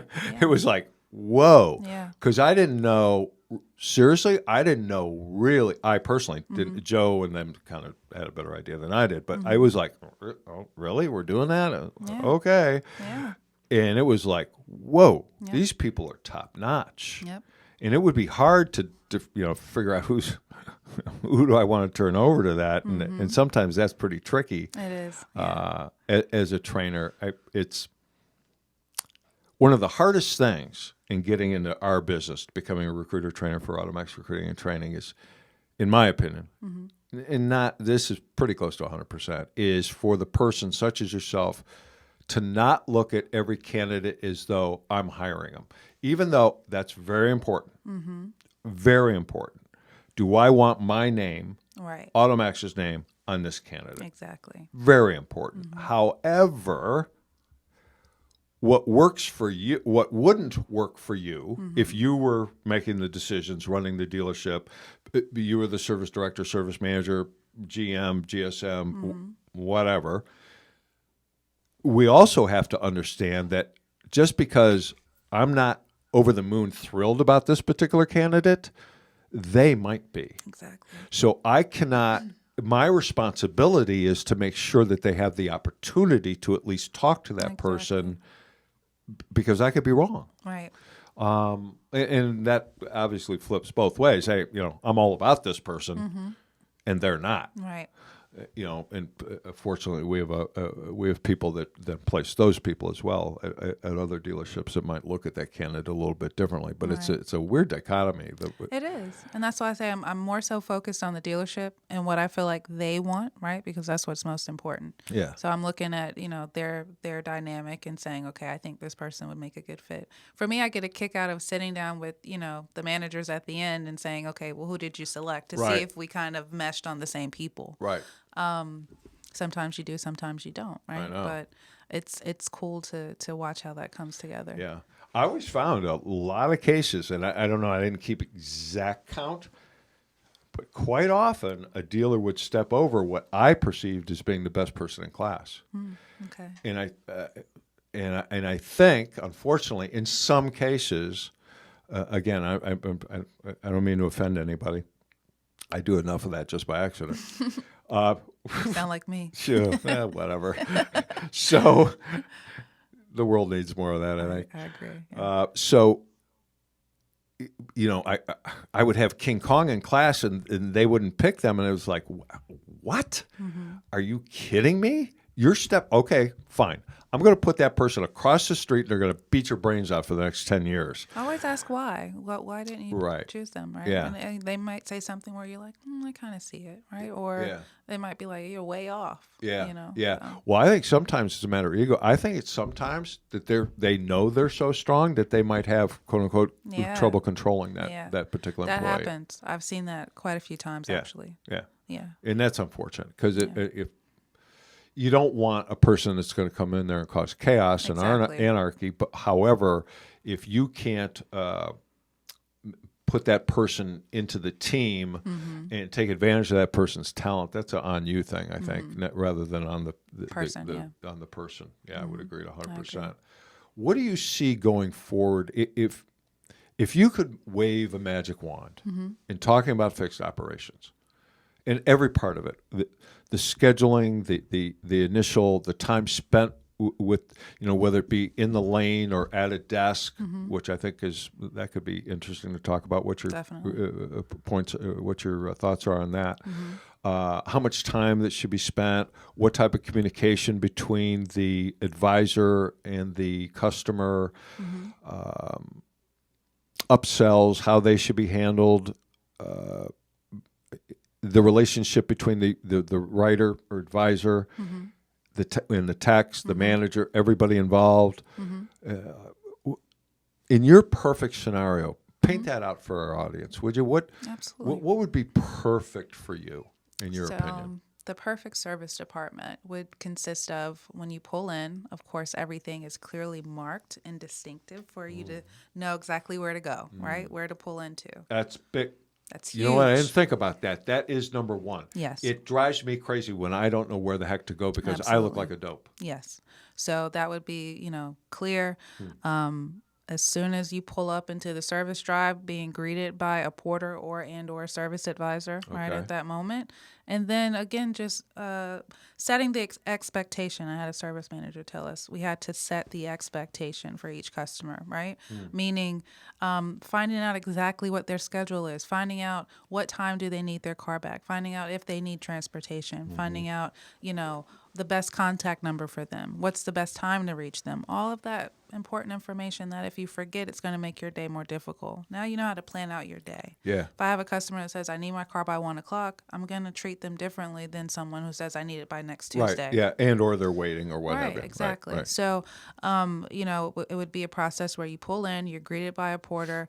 At that point, service writer coming out to you. I'm one, I don't feel like you have to get the customer far from their vehicle. That's the last thing you want to do. What do you mean? So don't bring them back to your desk. Have them actually there at their car. Okay, gotcha. Right? Yeah. Do a walk around with the customer, so I that agree. way you can point out everything with them. But a lot are bringing them right to their desk, right? Yeah. Why is it they're pulling away from the car? It's because of a time dilemma, right? That's because they're waiting for the next customer, or they're expecting the next customer. They have so many things to do that they're just trying to get them out. Yeah, and your warranty work, and the next one's customer pay. Exactly. Right. And if your scheduling's done correctly, you can easily, know each customer. I'm going to have about 15 minutes with each customer if you have the scheduling done correctly. and being able to walk around the vehicle with that customer. So that way you can find out exactly why they're coming in. Right. But then being able to pinpoint certain things like their tires or wiper blades or certain cosmetic defects that they might have, right? If they don't fix it right then, they know about it, and at least you can give them a quote, and it's work that you can sell down the line. And then they see... Keep track. Let me interrupt you. Yeah, Don't sure. lose track of yourself. Okay. Old school thing. Yeah. Get your opinion on it, because it could go either way. Okay. And I don't know. I really don't know if it's good or bad. We would. So I was taught, and I'm talking about early 70s. Okay. So I was taught that whatever they were there for, you give them an estimate. But we would estimate it like high by, if it was a $100 estimate, we'd tell them somewhere around $125. All right. Then when they came up, we would replace their wiper blades. Mm-hmm. Okay, for quote unquote free. Right. Hey, look, I noticed your wiper blades were a little gnarly, and I went ahead and replaced those. Mm-hmm. No additional charge to you. People go, you did what? Yeah, I put wiper blade. You get for free? Yeah. Now, it was buried in the overestimate, Right. but the feeling that provided for them Right. was like, wow, Right. this is like. You have any thoughts on that? Because it's a little gray area, right? It is a gray area. People now are more about transparency. They want to know how everything breaks down. What's your labor rate? How much time did it take? What's the cost of the parts, right? So that can get tricky. Right. So you're saying, so it's better off saying, hey, your wiper blades are a little gnarly. Yes, I would It's gonna rather cost just tell you $23. Let's do it. exactly, Yeah. because they may say, "Oh, I've got a set of wiper blades in the trunk," Ah. or "I don't. Oh. I've got a certain type of wiper blades that I use," and I've had that happen before, Good and that's point. why I say I'd rather just be Good point. transparent and just tell them everything Good. that they Okay. need. All Yeah. right. Good. Cool. Thanks. All right. Go ahead. Continue. Sorry about that. So, at that point of, going over the car with the customer would then be a matter of, okay, now I have all the information I need from you, right? If in this case, you see some dealers, they use tablets. They're able to actually generate. Yeah. What's your repairs from thoughts on that? tablets. I like that. I don't know. But I what do you think it is a great idea if it actually works, right? So Like- if you get a good setup Yeah. and it actually functions the way it's supposed to, and they tell you it's supposed to function, it's a great design, right? I've worked with some software where you can literally scan the tire and it will read the alignment specifications. Really? Yes. I had no idea that Yes. was available. That is available awesome. out there. You can scan the VIN numbers and it'll pull up certain information. But I feel like technology is something you have to utilize in this business now. You see a lot of dealerships within the service drive, they have alignment machines out there where the customer can get a quick alignment reading right there in the service drive. Tires are a big deal. People don't realize the importance of doing a wheel balance or an alignment, right? They just know when they need tires. Or the difference between the amount of air pressure in the tire during winter versus summer. Exactly. It's like my engine light came on 1 or 2 cars ago. I'm like constantly, whatever. That's a whole other sickness I have. But light came on. Check engine. No. Tire pressure. It was a tire pressure light, and I'm freaking on it. It's blinking. Right. It's red. And I'm Right. like, oh, really? Yeah. Tell you what, says, yeah, I just got to change it. It's cold now. Right. It's like, oh, Yep. duh. I've been in business 47 years, and it's Yeah. like, yeah. We okay, come this on, time of year we used to have those type of phone calls all the time. Right. Right. And you sell a lot of tire pressure sensors for some of the other Mm. cars, right? Because you have those that are flashing, which normally indicate an issue with the sensor itself. Right. Whereas if it's on solid, it's just a problem with the tire pressures. Ah. So it's just about communication, right? So if I'd have those customers calling me, oh, my tire pressure light's on. Well, come on by. We can put the right air in your tires and make sure you don't have any nails or anything in them, right? Right. Right. it's all So about that's a communication. convenience and something for the customer. However, it does, in fact, then give you an additional opportunity to sell them something, which Absolutely. You get them in the dealership, all the opportunity is right there. Right. It's just a matter of getting them there. right. You have customers call you, they're with their backyard mechanic wanting to get some insight from you. Can I talk to a technician, or can you help me with this problem? I've got code P or something, You're like, that doesn't necessarily mean you Right. need, Right. Yeah. You deal with customers throwing parts at cars, and then they come to you like, well, I already did this, I already did that, right? We're just like, well, let us diagnose it correctly. Right. Again, it's all about communication. That's what I Right. found. Right. If you communicate thoroughly with people and you're transparent throughout the entire process, Right.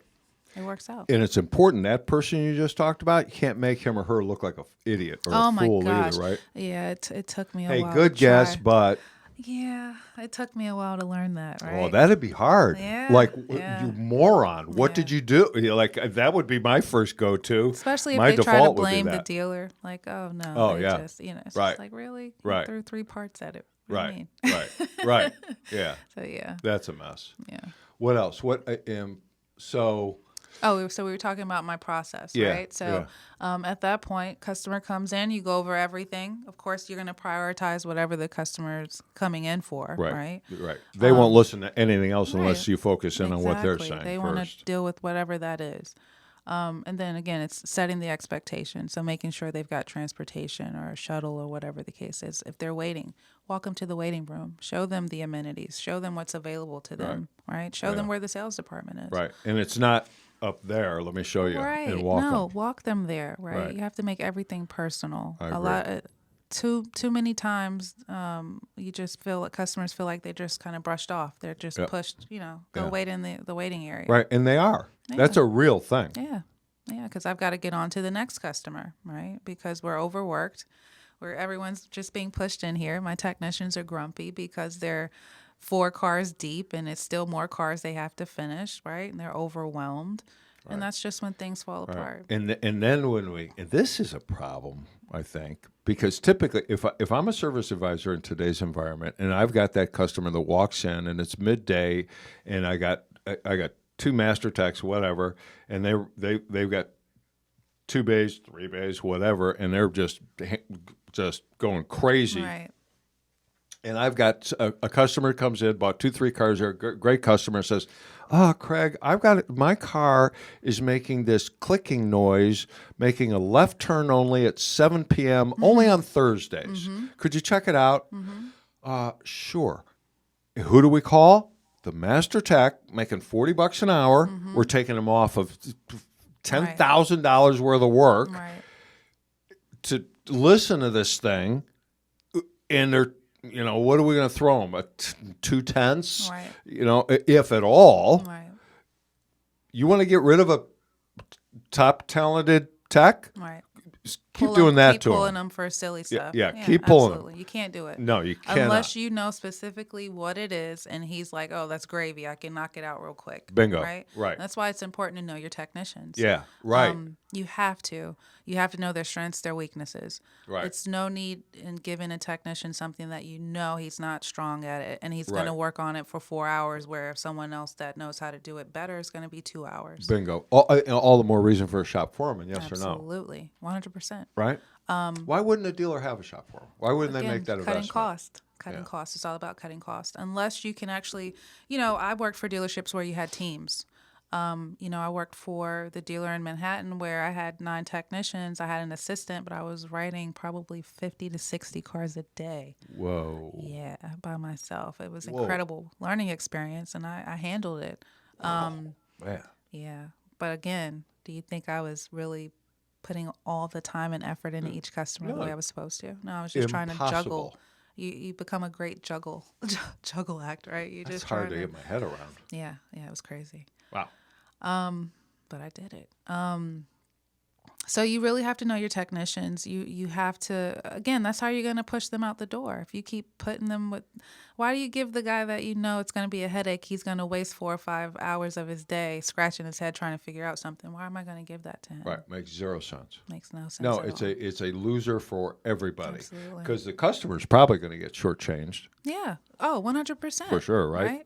I want the best guy on it, Right, right? Whoever's going to knock it out and do a good job, that's who I want on my car. Right. So, yeah. Yeah. And the tech's going to make money. The dealership's going to be more effective. Customer's going to be happy. Yeah.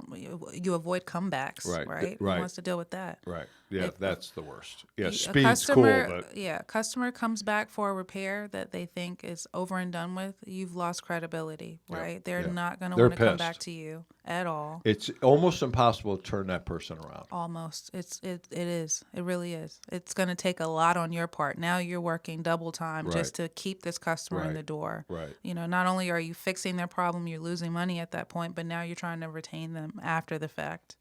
So yeah, that's going to be difficult. I keep interrupting you. So No, you're not. Perfect service. Perfect fixed ops service. department. Yeah.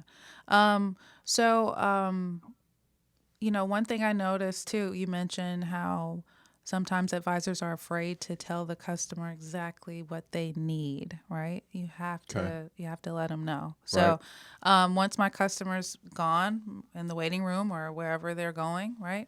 I'm communicating with them throughout the day. I'm letting them know exactly what's going on. Yeah. We all hear the 10, 12, 2 rule in service. Yeah. You contact your customers, Right.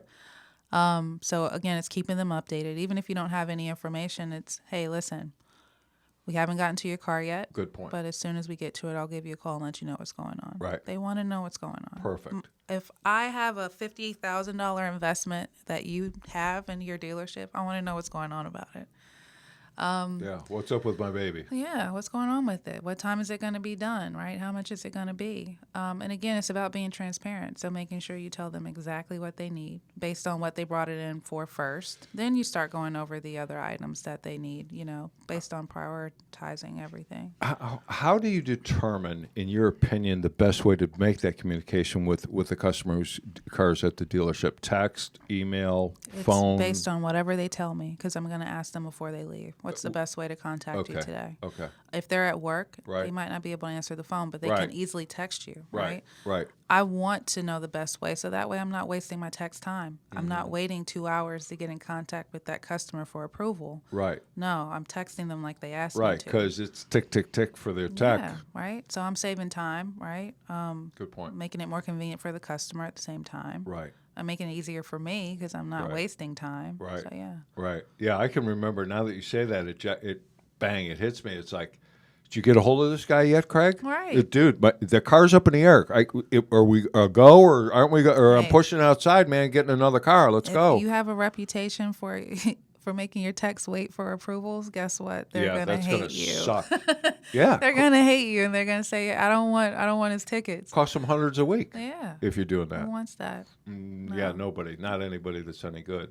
You got to keep a flow. You got to keep it going. Yeah, man. I feel like every service department, you need a quality control person, right? Even if that's your shop foreman. If a car comes in for a drivability issue, that technician needs to drive it. Right. Someone needs to check, cars with certain major issues. Right? Let's carve that out for a minute. Let's talk about shop foreman. Yeah. Because it almost seems like it's. I mean, we had in the early '70s. We had a shop foreman. It's like a dinosaur now, though. Yeah, right? and that person could do a little bit of everything. The person comes in and needs something, whatever. Yeah. A light bulb. Right. Right. Bang. Real quick. See ya. What do I owe you? Nothing. Yep. Right. Yep. I wonder. Okay. So what? Let's just say that the only reason is added expense. But if it was your shop, what would that shop foreman do? What would he or her look like in terms of their experience? So what would their I don't know how much thought you've given this, but so I don't mean to put you on the spot, but A lot of thought. I'm ready. okay. So what would she do? I mean, what she gets there at whatever time. My foreman is going to be focused on the technicians. So my foreman's going to be the one dispatching the work to the technicians. Right. Well, actually, no. I think I'd have a dispatcher and a shop foreman. My foreman would be Yeah. completely separate because I would want my foreman hands-on with my technicians. So if a technician has a problem car, I want my foreman right there with them walking it through. That way the technician's learning how to get through that issue, right? Then you're not going to have to rely on the foreman the next go-around because he showed you how to work through that problem. Right. Got it. Makes So, sense. yeah, my foreman's going to literally float through the shop, helping the technicians. If I need him to explain something to a customer in a way, you can't always trust a technician to talk to a customer. Right. So if I need to get the foreman involved to make the customer feel like, hey, this is my Right. top person, Right, he's right, going to right, explain right. to you what's going on. Right. So that's what my foreman would be there for. Yeah. Yeah, I don't want techs talking to customers typically. No. You have a few techs that you can trust to talk to customers, but Right. it's very rare. Right. Honestly. And sometimes the customer would want to talk to the person working on their car. Yeah. And the worst thing I think a dealership could do is say, "Oh no, you're not allowed to do that." That's probably bad. But you should have a plan B. You know, we have a shop foreman here who's been in constant communication with the technician that's Right. working on your car. Most So- of my techs didn't want to talk to customers. Right, yeah. You know, they're like, hey, I'm fixing the car. That's your Right. job. Yeah, right, Like, exactly. Absolutely. You're Right. right. Yeah, I can see so many pluses in that. They could be a liaison really between the advisor, the tech, and the customer. Absolutely. So it frees up the advisor to Frees up the tech. If the tech has an issue, Right. they need to communicate with the advisor. You've Right. got the foreman, to communicate Right. on your behalf. right work on parts, Anything. parts or whatever. Anything. Yeah, Yeah. that's important. That's really It's important. very important. And I don't know what that job would pay. What would you'd have to pay? I don't know if it could be. How could that job be I think it's commissioned? because as a foreman, you're normally getting a tech that has a lot of experience, Yeah. right? So they're used Yeah. to making 40, Right. 35, $40 an hour. Right. So how can you justify paying someone 35, Yeah. $40 an hour? Yeah, probably can. Yeah, and that's the issue most of the time, right? Yeah. So you have to do some type of incentives, right? Have the technician get paid a percentage of what hours the techs turn, right? Yeah. Because again, he affects CSI, reviews. CSI, all of that stuff, right? That'd be good. No, because co- they'd have some Yeah, play if in you don't that. get comebacks for the month, you get a bonus. Oh, there you go. Certain things like that. Because Come then on. he's going to really be pushing his technicians like, I can't get any comebacks, right? That's There going you to go. affect my income. So you got to incentivize. For I me, like that. automotive is all about the incentives, right? If you put the incentives out there, I don't care if it's the porter. If you put the incentives out there, people are going to work for 'em. Yeah, they will. People will find a way to crush their pay plan. Absolutely. Typically, Every time. you should Yeah. at any rate, because they all have holes in them, and if you find that hole, that's the way you go. Exactly. For sure. Yeah.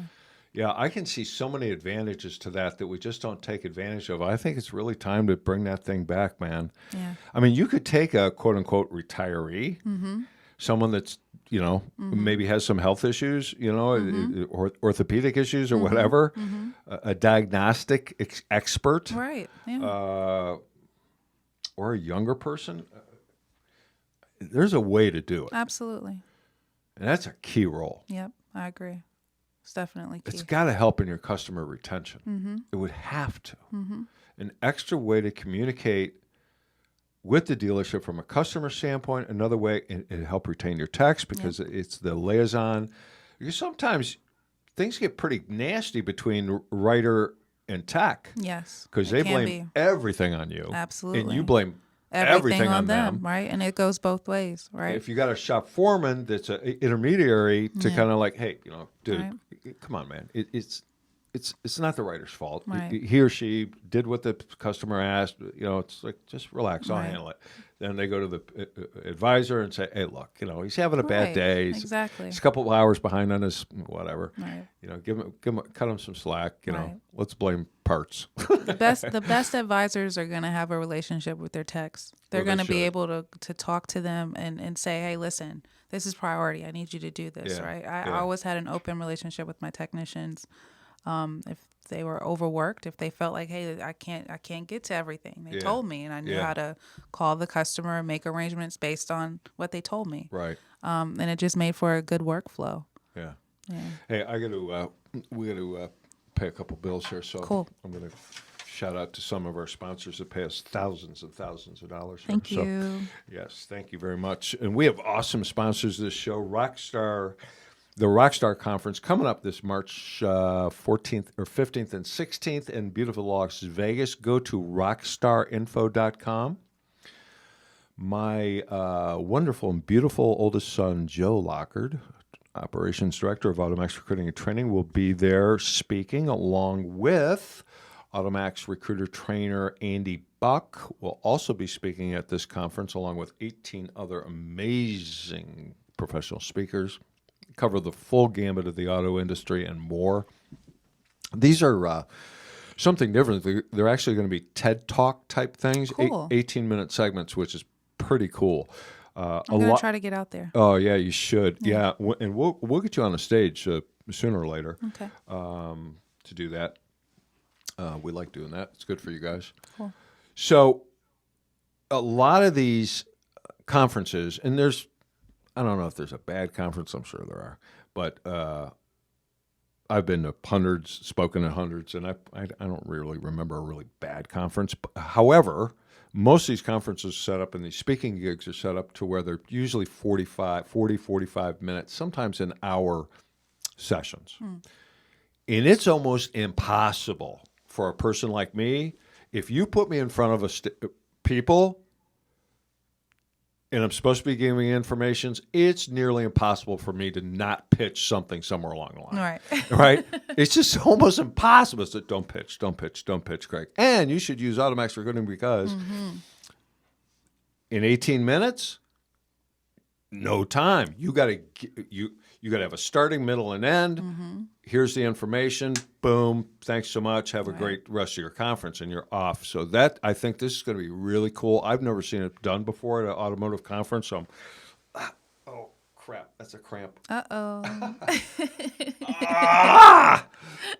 Whoa, ladies and gentlemen, a cramp on radio. That was awesome. It happens. Whoa, that hurt. So yeah, just check this out. And AutoMax, I think we're still giving away some freebies. If not, I just opened the floodgates for some. So take me up on that. But you can reach out to any of us at AutoMax. We'll get you hooked up. I think we have some comp tickets available still because we are one of the sponsors of the event. They sponsor the podcast, so it kind of works nice together. But go to rockstarinfo.com for more information on that. Get signed up. That's just around the corner. Really cool venue. Going to be a good time. And it's cool because it's just the only day of work typically you're missing is Monday. So you can get in and out of there pretty quick. So strongly recommend you do that. I want to lead that into another one of our awesome sponsors, and that's Tecobi, Tecobi, Tecobi.com. Very visible on Facebook, and the reason they're so visible on Facebook, those grapes, that's kind of tasty, isn't it? Yeah, I like those. So is because they do Facebook ads, and they are without question the leader in drawing traffic to your dealerships using Facebook. They're coding, they just got it down. And some of the technology is way beyond my understanding.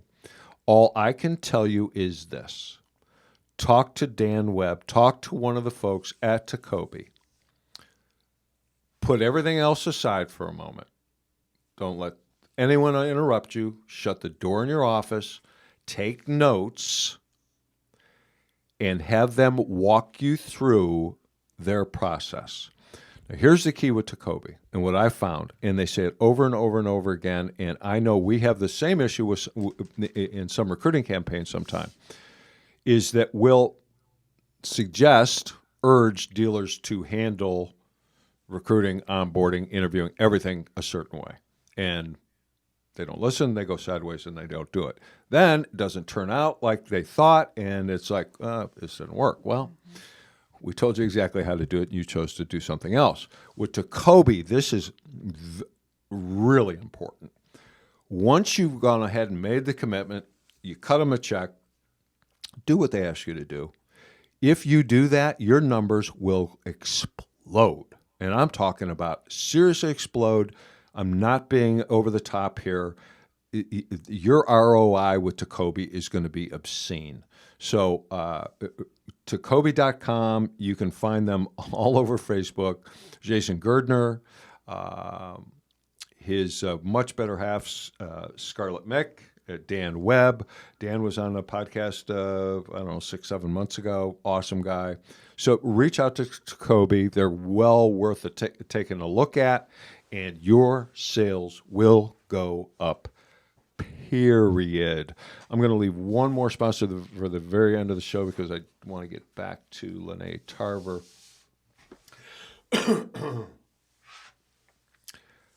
I think you've found in the 9 months you've been with us in the campaigns that you've done that we always... Here's something that's very tricky for me. We get told by dealers a lot, where did you find these people? Mm-hmm. I've been running ads for blah, blah, blah, blah, blah. And what do you guys have, a factory? And these are all actually AI robots or whatever. It's like, these aren't real people. Right. where did you find them? Okay, so, and that's nice to hear. And the technology we use and the way that in our process that I can't fully tell you about, we do the talent that we are able to find is typically a quote unquote cut above some of the way we do things. However, the vast majority are the same people, dealers, that if you ran the proper ads in the proper places with the proper verbiage, you could find them as well. I think the difference, one of the differences is the way that we interview people. Yes. The process. Because Absolutely. in anything, we have a process to sell a car. I liken it to a BDC at a dealership. Dealers spend an enormous amount of money on BDC training, BDC development. They bring BDC experts, trainers, and so forth into the dealership. They invest a ton of money in rooms and equipment, and it's just, and it's important. I mean, that's first point of contact. And if you have a lousy BDC, you're in trouble. Exactly. Right? So, in the same thing with recruiting, unless you have an exact process not dissimilar to a BDC, get back to your candidates in a quick manner, something different, so they don't ghost you, and there's a lot to it. Mm-hmm. And all that's true. However, there is something different about our candidates. There's many times, and it could have happened the very first week that you did this or last week. There always seems to be that person or persons that's sitting there with you. They got a banged up life, and in our interview, it'll come out. Yes. Right? Yes. I mean, the way that we ask the questions, and we kind of pull that out of them, If you could jump in a time machine, you go back in time, and you could change one thing about your life, what would it be? And some of that stuff is like, people cry, and it's like it gets pretty emotional sometimes. But what kind of thing? Do you have any story? What kind of situations have you run into? Does anything jump right in your head? Like this person overcame this. It seems like we're in the overcoming challenges business. Yes. Like people overcome like crazy stuff. That's why I love it. Yeah, right? Yeah, that's why I love it. I actually, I had a recent situation where I had a young man who reached out to me. He was not selected by the dealership. And I explained to him why he wasn't selected by the dealership and what he could improve on with his next interview. Good. And he went and he got a job. He got a job at a Land Rover dealership. Huh, really? He had a great deal of potential. It was just that his focus in the interview was not on the job at hand. It was what he saw himself doing later, right? Oh. Which wasn't what the dealer wanted, right? Right. You have to know you're coming in there and you want to work for them. Right. So that's where he messed up, but he was able to go and get another job. And he thanked me. He sent me an email, and it was touching to have him respond. I've gotten quite a few candidates that have responded afterwards and thanked me, because they didn't see themselves getting into this career because they had jobs where they were coming out of, retail stores or fast food, and they could never imagine it, right? You Right. said something, I think a week or two ago about we're an industry of misfits, right? I've met so many people from different backgrounds that would not have the opportunities that they have today, myself included, if people weren't willing to take a chance on them. Right. So, Right. that's what I love most about this. I think it's so inspiring, and it happens all the time, and we get to see a lot, whether it be in athletics or what have you in life. It always seems that there's that overcoming adversity story. Right.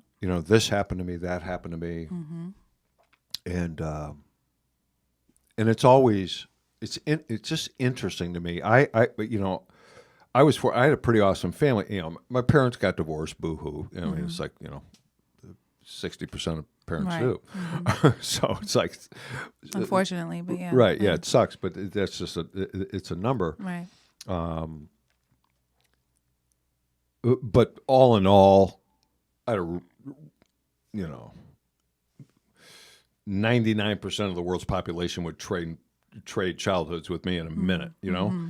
So, but I always find it interesting, those stories of people that overcome great adversity or bumps in the road or what have you. You expressed to me that you have, and most people do. But I always find it interesting. Where do you think that comes from, Lenee? At its deepest level, when a person has, because the world flat out is stacked against some people. It just is. Whether it's the color of your skin, sex, religion, where you're literally born, where you raised, live, right? And you had nothing to do with that stuff. Right. But bang, you're starting a couple squares behind me or whomever. Which is unfortunate. LeBron James had a commercial out where, I forget what it was, but he's quite a character, this guy, man. But he's got his own school. I mean, like, wow. We talk about giving back. But this guy, he's some at the end.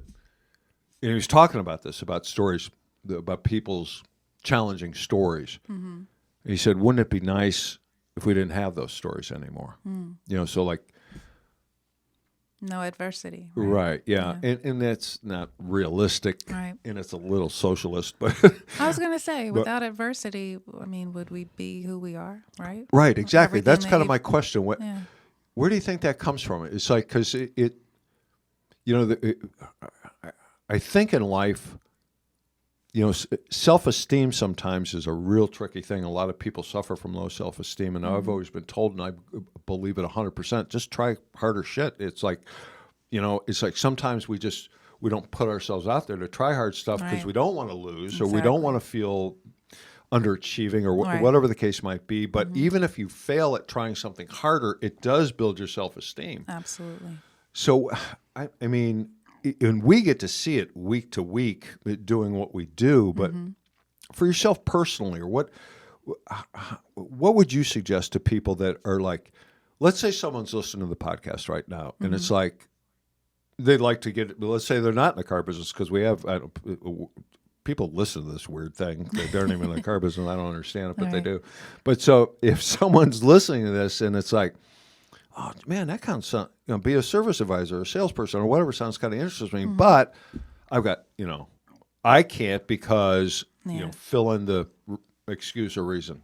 That's the How thing. do people overcome that, in your opinion? There can't be an excuse or reason. You've got to go and say, okay, this is what I want to do, right? Throughout my career, I've gone through challenges. Again, I got into the business right out of high school, so I didn't go to college right away. But I did eventually. And so my challenge then was working full-time and being able to go to school full-time. Yeah. So that, and you're a woman, and you're young. Oh, man. For me, it was a challenge because I actually had to change employers a couple of times just to accommodate my school schedule, right? I was determined to not put school off. I knew if I put it off, I wasn't going to go back. So it was kind of like, this is what I've set off to do. If you support me 100%, I'll stay. If you don't, I've got to go. Right. And so I had to change things that way. And you're going to go through things, throughout my career. I would have never been in this position as a trainer, honestly, if I hadn't gone through some of the things that I've gone through. I found out 2.5 years ago I was diagnosed with MS. And that changed up a lot of things for me because I realized, what I set out to do. I always told myself I'm going to be a service manager. I'm going to retire being a service manager just because that's what I love doing. But then I realized, okay, for my health, that might not work out, to benefit me in the best way. What else can I do? Right. I'm passionate about automotive. How can I continue, to pursue my dreams and still help people, right? So then it became about how can I help other people? When you're in automotive, your dream is always to help people. You don't get in this business unless you want to help people because that's what our business is. Right. So this is what pushed me in this direction because literally I go in to different dealerships across the country and I'm able to reach out to men and women who are interested in getting in automotive who may not have an idea. Yeah, they applied for a sales position, but they really don't know what a salesperson does. No clue. No clue, right?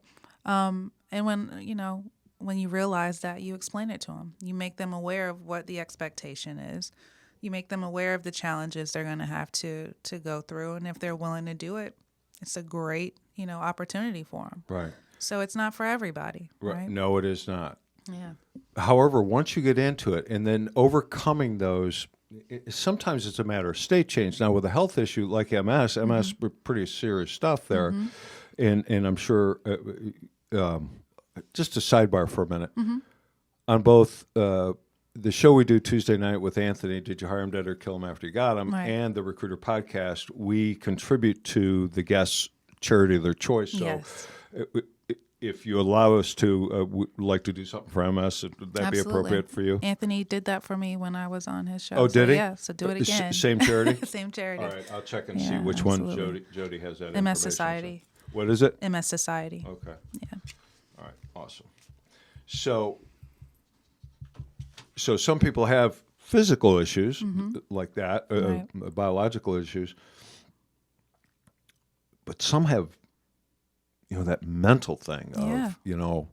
I'm not good enough. Right. I don't deserve this. Right. I can remember as a kid, after my parents, I remember as a kid, my mom driving me through these neighborhoods of these gigantic stone Tudor homes and the wide streets. And who lives there, Mom? Oh, a doctor. Oh, who lives there, Mom? Guy owns companies. And it's like, how much that house cost, Mom?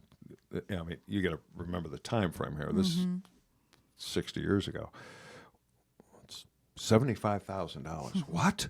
Like, I can't even imagine it. Right. So when I started selling cars, my first year I sold cars was 1974. Plymouth. Yeah.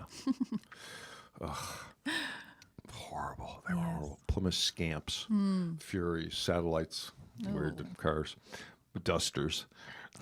Who would name a car a Duster? My uncle actually had a Duster. Yeah. They weren't horrible. Yeah. But so I think it was like 1974. I think I made like $27,000 my first year selling cars. I bought a house. My house was $24,000. It was an acre lot. It was a nice home, brick, 3-bedroom, on an acre lot. And if you fast forward, I don't know how many people make more money than their house cost. That's it's a tricky thing, right? It is. Typically, it's 3 or 4 times as much as you Right, make, right. or whatever. And there was a salesman there at this dealership that made $50,000 that year. 1974. Right. Yeah. And I clearly remember thinking to myself, I didn't say it out loud, but I played with it in my head, and I never said the words, I don't deserve $50,000. But I triggered back to those big Tudor houses, and this guy's making and I worked my butt off to make 27. I think it was 26.8 or something like that. It's like this. I can remember saying, I can never make 50,000. It was like beyond my comprehension. One thing led to another, and then the next year I did. And once that happened, it was like the floodgates opened. It was like, and I don't know that, and it wasn't an epiphany. It wasn't something that, well, now you can conquer the world, Craig. You can do this and that and another thing. But it did something to my state where, like, okay, hell, I deserve to be successful. I can overcome this and all the goofy stuff. Right. And again, like I said, it's like I got nothing to, there's people, I got zero to complain about in my life, frankly. Anything that's happened in my life been self-inflicted wounds for sure, alcoholism, drugs, and everything else. But my point is this, that the business that you and I are in, it's automotive recruiting, okay.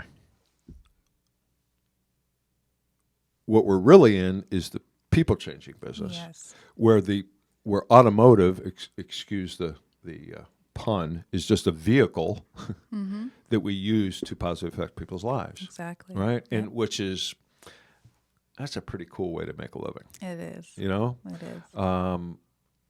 It's pretty cool. Yep. Is at the end of the day, you know, and it's like people my age tend to think more about goofy stuff like this than someone your age.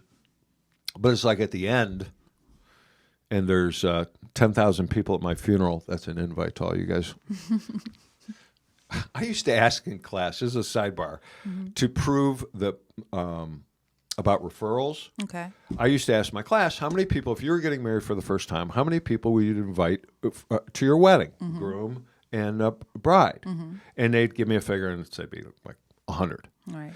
And then I would say, and if, God forbid, something happened and you pass away, how many people would come to your funeral? The number would go down, wouldn't it? No, it was always up. Oh, okay. And so my joke was to them, more people would like to see you dead than married. Yeah. And everybody would yuck, yuck, yuck. But actually, you can actually Google that. That's actually a true stat, which has basically nothing to do with anything. No, it does have something to do with it. But at the end of the day, the people that are there that day, other than having a huge party, I would really like them to say something other than, this was a really good businessman, car man. Right. I'd like to be known as a good father and grandfather, maybe great-grandfather, depending how long God gives me. But I'd like someone to say he had some role in positively affecting a lot of people's lives along the way. I can say that. I'll be there. Cool. That's one. All right. Lenee speaking at my funeral. Yes. Everybody, so be there. There'll be a social media, and there'll be a Facebook announcement when that happens. We'll tag you all. But right, I mean, really, at the end, it's like, you know, how big a car do you really? How big a TV do we really need? Right. How many square foot do you really need your house to be? Right. I could care less. Right. Literally could care less. Well, yeah, Craig, that's easy for say. You got money. I'm telling you, take it away tomorrow. Right. Don't take all of it away. Yeah. Take it away tomorrow, and it's like, I don't care, man. If I got people that I enjoy being around, that I can have conversations with, that I respect and respect me, I trust and are trustworthy and trust me, I could care less, man. Yeah. If I can help you, and if you can pay that forward, pass that on to someone else, and you help them, and then they help.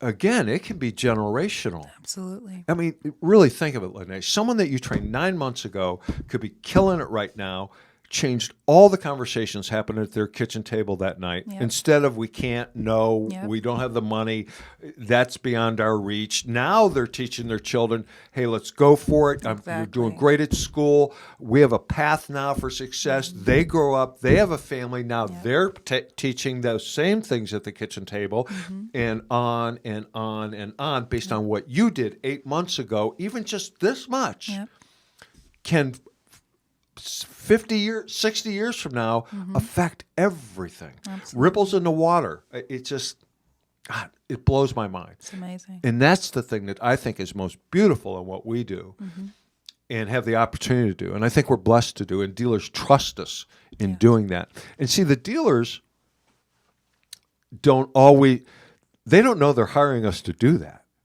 It's, get me bodies. I need people. But we're walking in with a different purpose. Whole different thing. Yeah. That they have no clue with.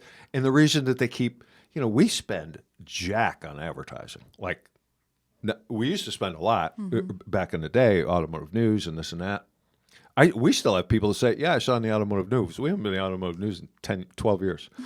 But it's like, I think that's the reason why dealers keep coming back to us, request us when they're growing, or they know somebody in their 20 group or something. Hey, you got to give these guys a shout. And I don't think they know, right? That what we're actually doing. What really goes on. Right. Yeah. What really goes on, because the result is what they looked for. Right. But we're coming at it with a different mindset, goal. We're coaching them before they even start. We are. Yeah. Yeah. I got to pee. So you're going to be on your own here for about 3 minutes, 2 minutes. Okay. Well, I know you said you were wrapping up. Yeah. We'll wrap this up in a little bit, but I really got to go. Right. Gotta love it. Yeah. When nature calls, you gotta Yeah, go. and I want to come back because I want to finish up a couple things Cool. for you. So just, I don't know, just tell the audience more about you or whatever. Absolutely. Tell a joke or whatever you want to do. I'll be back in a minute, guys. The pressure's Sorry about on. this. The pressure's on, right?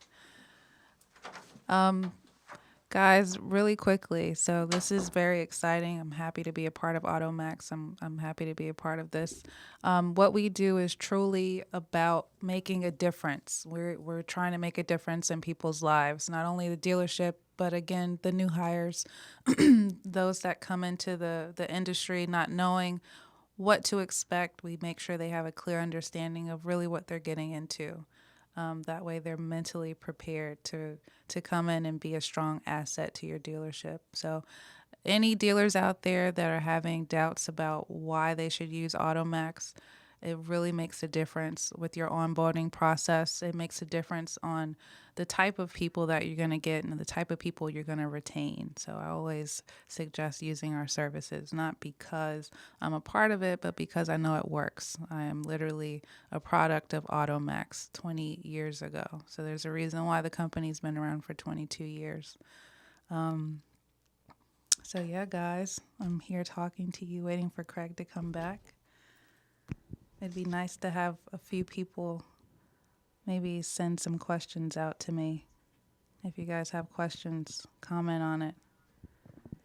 I know there's 8 people watching right now. So yes. Hey, Lenee, it's Chris, the engineer. Hey, Chris. Question for you. How was your weekend? It was awesome. How was yours? I'm trying to make it less awkward for you. I but know, I may right? have This made is it so more awesome. awkward. I have to ask Chris, is this the first time that Craig's put someone on the spot where, I think so. man, You're doing pretty good, though. I'm telling Gotta hand it to you. Hey, I'm glad you jumped up there because there's going to be like a little awkward pause. Yeah, I know. My hands started sweating for you. Yes. All right. All right, he's back. He's back. Thanks, Chris. You You're got awesome. it. Have fun. Thanks. So Chris jumped in there. Oh, He was boy. talking to me a little bit, so we didn't have any awkward non-audio going on. Producer Chris, he is the ace. Somehow, Chris, how did you let millionaire producer Adam and Dave leave you here along? Did they go to some exotic place, dude? Yeah. Let's see. Dave is on his honeymoon right now in Hawaii. It's not his And- honeymoon. He got married months ago. Yeah, I know. What's up with that? I did the same thing, actually. Oh, did you? Yeah. Congratulations. Oh. And then Adam's in Anguilla, and I feel bad for them. You know, Why? Yeah. well, we're here in beautiful Bensalem, Yeah. while they're swimming in water where you can actually see your feet and all that. It's not fair, man. Not at all. It's good. You got to find. Well, you make more money than they do, so screw them. So there's always that. So, yeah, thanks for hanging in there with Lenee. Anytime. Before I forget, Lenee, and I've already forgotten, we should have done this earlier in the show. And then we'll finish up, and I got one last thing I want to talk to you about. But Sure. how do people get a hold of you? Tell everybody how, if they want you in their store to do either on-site salesperson recruiting and initial training or service advisor the recruiting and initial training or ongoing service advisor training. What are the different ways they can get a hold of you? Yes. And do So that? best way to reach out to me is going to be through social media. Of course, Facebook. You can reach me at Lenee Tarver, Lenee Tarver, T as in Tom, ARV as in Victor, ER on Facebook. Also under Elevated View Consulting. That's also my Facebook company page. Elevated View Consulting. That's for Facebook, also for Instagram and LinkedIn. You can look for that as well. That's the best way to reach me. But no, we will later when I get home or in post production. Someone will put that information in there in both the streams, and we get the YouTube going. Chris, is YouTube going to be available later tonight? Do you think? Yep, I'm going to upload it as soon as we're done here. Oh, okay. All right. So that'll be tagged and everything and described later tonight, and I'll put all Lenee's contact information in there as well. Thank you. No, thank you, man. It's very cool that you came up to do this today because I know, it takes some sacrifice to do that kind of thing. Hey, So, listen, it was on the way. It worked out. did you bring all your receipts? Yeah, I got them. All right. women in automotive. Yes. I don't see. I missed about a 10-year period of this where I just thought in 1979, 1979 was my first management position. I ended up becoming a general manager at a place in a relatively short period of time. It was a huge dealership. Okay. And I had, I don't know, 50 salespeople basically. There was always, 47 to 53. But I always had 6, 7, 8 female salespeople. Mm-hmm. I had greeters. It was a huge facility, so I had, we called them greeters, otherwise known as spotters. They were all female. They would initially meet and greet the customer and then TO them, make a physical introduction to the salesperson. It's kind of a nice system. My truck manager was a female. I had 3 F&I people. They were all females. Mm-hmm. And it was zero intention. Mm-hmm. It was just like I'd run an ad, I'd interview people. That's who you ended whoever up was with. the best, that's who I hired. Mm-hmm. Right? What a concept. It wasn't until 4 or 5 years ago that it was brought to my attention that there's like very few women in automotive. Yeah. And it's like, seriously? Like, and it's no kidding. It was like, oh yeah, there is. I see our numbers.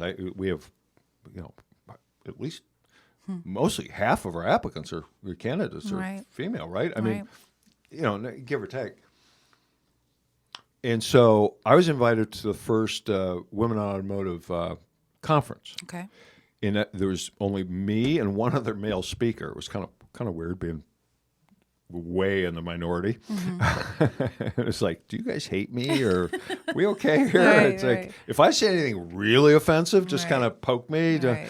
So, because I tend to do that, say offensive stuff. So, and then I went the following year as well. Danielle Burke and I went because Danielle lived down there. It was in Orlando, I think. But I didn't know it was a thing. That's bad to say probably, but I really didn't know it was an actual thing. I didn't know that 90% of the females starting the car business first time blew out within 12 months. I didn't know that. I didn't know that only 8% of the sales force nationally was female, yet they sell somewhere in the area 20 some more cars per year than their female counterparts. Mm-hmm. So if you do basic math, there's actually more women in the United States of America last census. We got a census coming up too, by the way, from what I understand or what I heard. There are more females in the United States of America available to hire. Mm-hmm. It'd be like taking if you're going to play football, if you're going to play backyard football and you got 20 kids lined up and 10 of them are whatever, you look at them and you say, okay, you 10 can leave and only pick for those 10. That's stupid. Mm-hmm. And we've been doing that in the automobile industry with women for a long time. In most industries, obviously, but we're in the car business, so that's what we're going to talk about. But to not even consider hiring someone because of their gender is, regardless of what the gender is, frankly, is so messed up. Mm-hmm. I really still can't get my head around it. And the excuses are they're bad. Right. Most of the excuses. They're inappropriate. They're not legitimate. They are not legitimate, even a little bit. Right. Unfortunately, and I don't know, this is the real catch-22, because here's the problem. There's a lot of people that look like me in executive positions in car dealerships. Mm-hmm. So when a guy starts, he can see a path to my job. Right. Okay? Mm-hmm. Very few people that look like you. Mm-hmm. That's bad. Mm-hmm. So I don't know how we, as an industry, get to the point of having more executives don't look like me. And you can pick it. It could be people of color, sex. It could be anything. Right. But most of them look like me. So, and I think that's a big stumbling block is how do we get people that don't look like me, the youngest man in the car business. Yes. I don't know how we get people that don't look like me into those executive positions. I'm not quite sure how to do it other than I'm just going to give it a shot. I'm just going to do it. Now, you see it happening a little bit in professional sports where there are some women that are getting some assistant coaching positions, pretty high positions in the NFL, in the NBA, which is pretty, actually, in my opinion, pretty cool. But how do we get it in our business? You want to take a shot at it? Do you have any ideas, any talking points on that, on how we do that thing? We just Other than making it an affirmative action thing. I don't think that's good. I was going to say it's really just taking action, right? Yeah. I have a lot of women actually that interview and they say, I've always wanted to do this, but I always thought this was a man's job, right? They say that. See, they won't say that to a guy interviewing. Right, right. That's So interesting. That's one is eliminating that mindset, right? You can't have that mindset that it's a man's job. And, I always looked at automotive as automotive. Like I can do whatever it takes to do it. And that's a fact. And I was always the only female, in most cases. And that didn't bother me. Right. So I think it's really just taking the initiative and just really going forward. This business is all about proving yourself. The numbers don't lie, right? So if you're in there and you're proving yourself, I think you can pretty much determine which path you're going to take. If they don't, if they don't support you, you move to the next. There's going to be someone that's going to take you, right? Yeah, my friend Lisa Copeland says you have to be intentional in your hiring. Yes, and I think that's important, and I think it's different than an affirmative action type of plan. But be intentional in the people that you do hire, and then once you hire them, you have to give them very clearly defined career paths. Yes. Because, like you said, had the MS not happened, your career path was for sure written in stone. You could see it clearly. Yep. I'm going to retire as a service manager director, right? Yep. But that threw a curveball at you, so you had to pick a different direction. Thank goodness for us. Yeah. So, again, and these are just my views. I believe in equality of opportunity, not equality of outcome, so to speak. Right. In regards to I'm going to hire you specifically because you're name the group. Right. That I'm not on board with, but the opportunity should most definitely be there. Absolutely. And again, if I'm an auto dealer. And I've told this story before, and we'll end up with this real quick. But and then anything else you want to round around with. But it's been several years ago now. This friend of mine owned a dealership near my home, literally 5, 6, 7 minutes from my home. It was a Saturday. He calls me. He's all freaked out. I need to talk to you. You got to help me. I don't know what to do. I need you to consult with me. Yada yada yada yada yada. He's a friend of mine, so. It's like, dude, it's Saturday, dude. I don't work Saturdays anymore, right? So that ain't happening. Oh no, Craig, please. But no, you don't have to pay me. I'm not going to take your money. But on and on. I said, okay, look, I got jeans and a T-shirt on. It's a Saturday. It's a summer. It's like so. And this is what you get. Yeah. It's a Saturday. I pull in there. Place is swamped. I mean, all over the lot, huge facility. Inside, all the salespeople are with customers. I mean, it's packed. Okay. He comes running out, and he's a little ADD anyway, and it's like, all right, come on, let's go to my office. He says, whoa, take a breath, slow down. I want you to look around your property here. Well, no, I need to talk to you. I said, I have this figured out. I'm going to give you the answer. I just need you to trust me here. I need you to take a look around. Just really look at what's happening here, and don't look at the cars. So he lasted like 3 minutes, right? That was it. before his ADD really kicked in. What am I looking at? I said, I'll bet you $1,000 right now, $1,000, that you do not have a customer, either outside your building or inside on your showroom floor, that is a white, 25 to 55-year-old male. Bet you $1,000. Now, I checked it all out to make sure I wasn't going to lose $1,000. He looked around. He goes, yeah. Now, you got to remember, we're outside of Atlantic City, one of the most diverse spots anywhere from the casinos. I mean, it's like the United, you name a culture, they're working at a casino everywhere.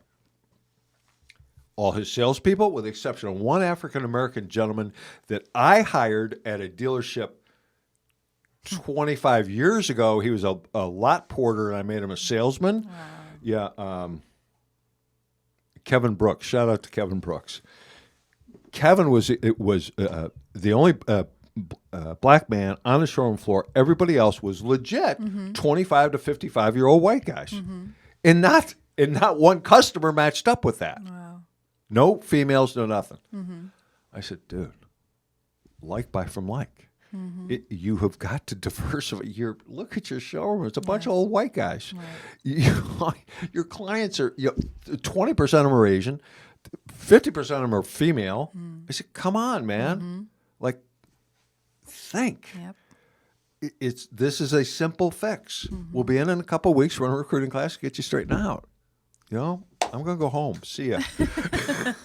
That easy. It is that easy in that particular situation. But, I mean, do you find that in your travels that it is less diverse than it could be, or is that changing, or what are you finding? I feel that's changing, I think it especially is with too, the dealer groups that I've been going to. I definitely see where that's changing. They realize that has to happen, right?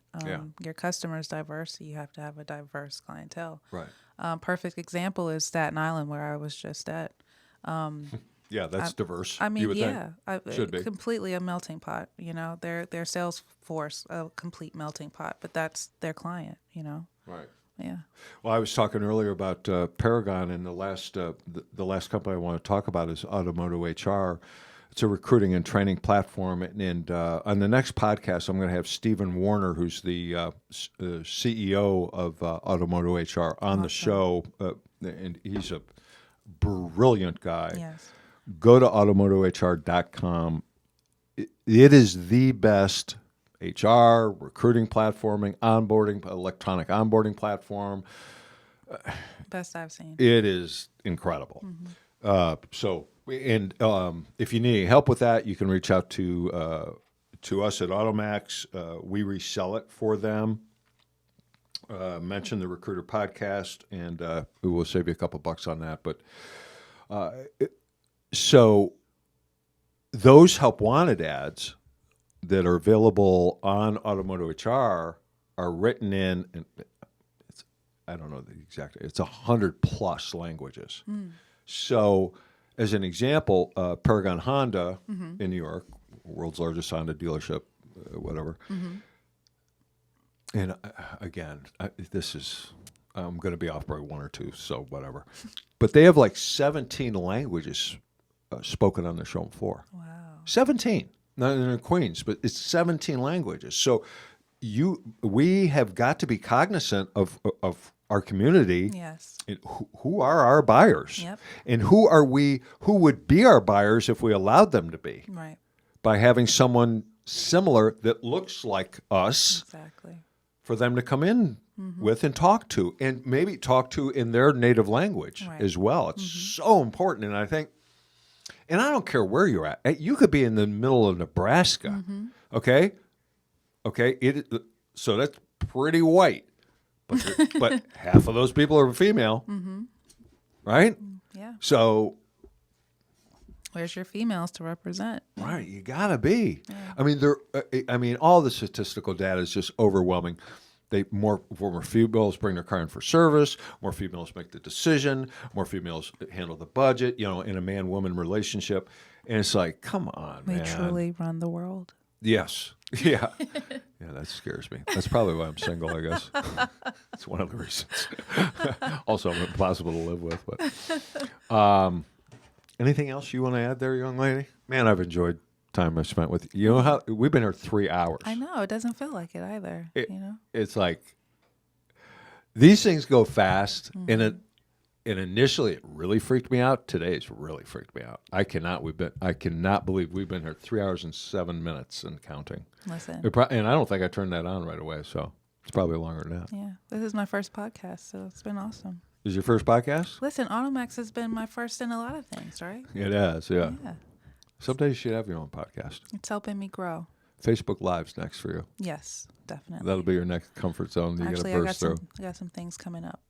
Do you? We'll see. Yes. Cool. I won't talk about them yet, but All right. they're coming up. Any way we can help, Yes. we are there for Yes. sure. Because what we do now, because a lot of people are doing Facebook Lives now for AutoMax, and so what we do is we put them in the AutoMax recruiting page. Perfect. And some of them, if they give us the ability to do it, then we're putting them on our YouTube channel as well. Perfect. So it gives you Yep. and your brothers and sisters that are in the field more exposure. Right, which right.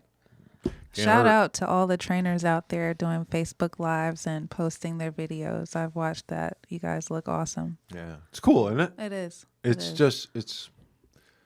it's important, Yeah. and it makes us look as big as we are or bigger, and it's I don't know, it's just we can help more people. It's just awesome. We're legit, right? And it really is a team of people working to change lives, change dealerships, and change lives. So It yeah, is. It's awesome. Yeah, I wish sometimes you guys were privy to some of our internal conversations. We have a group on Facebook, and there's 15 of us in there from the admin side of it, and it's like when someone does something cool, places somebody, sells something, or whatever, it's put in there, and just everybody just that a boy, that a girl, and it's so that's so important, and that is in itself a culture. Yeah, definitely.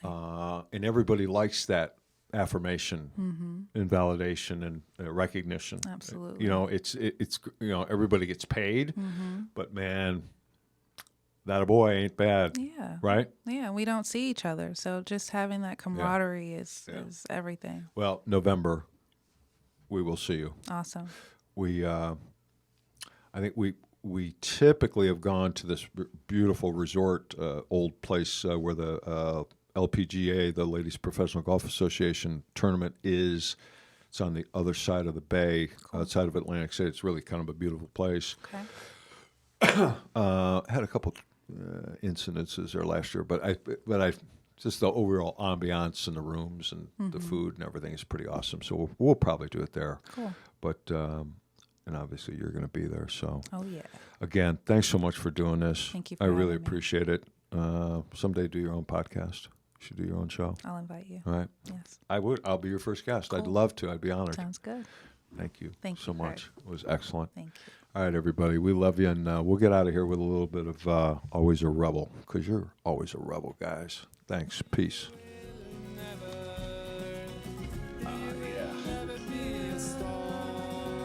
That was awesome. I really know shit. I cannot believe that's 3 hours.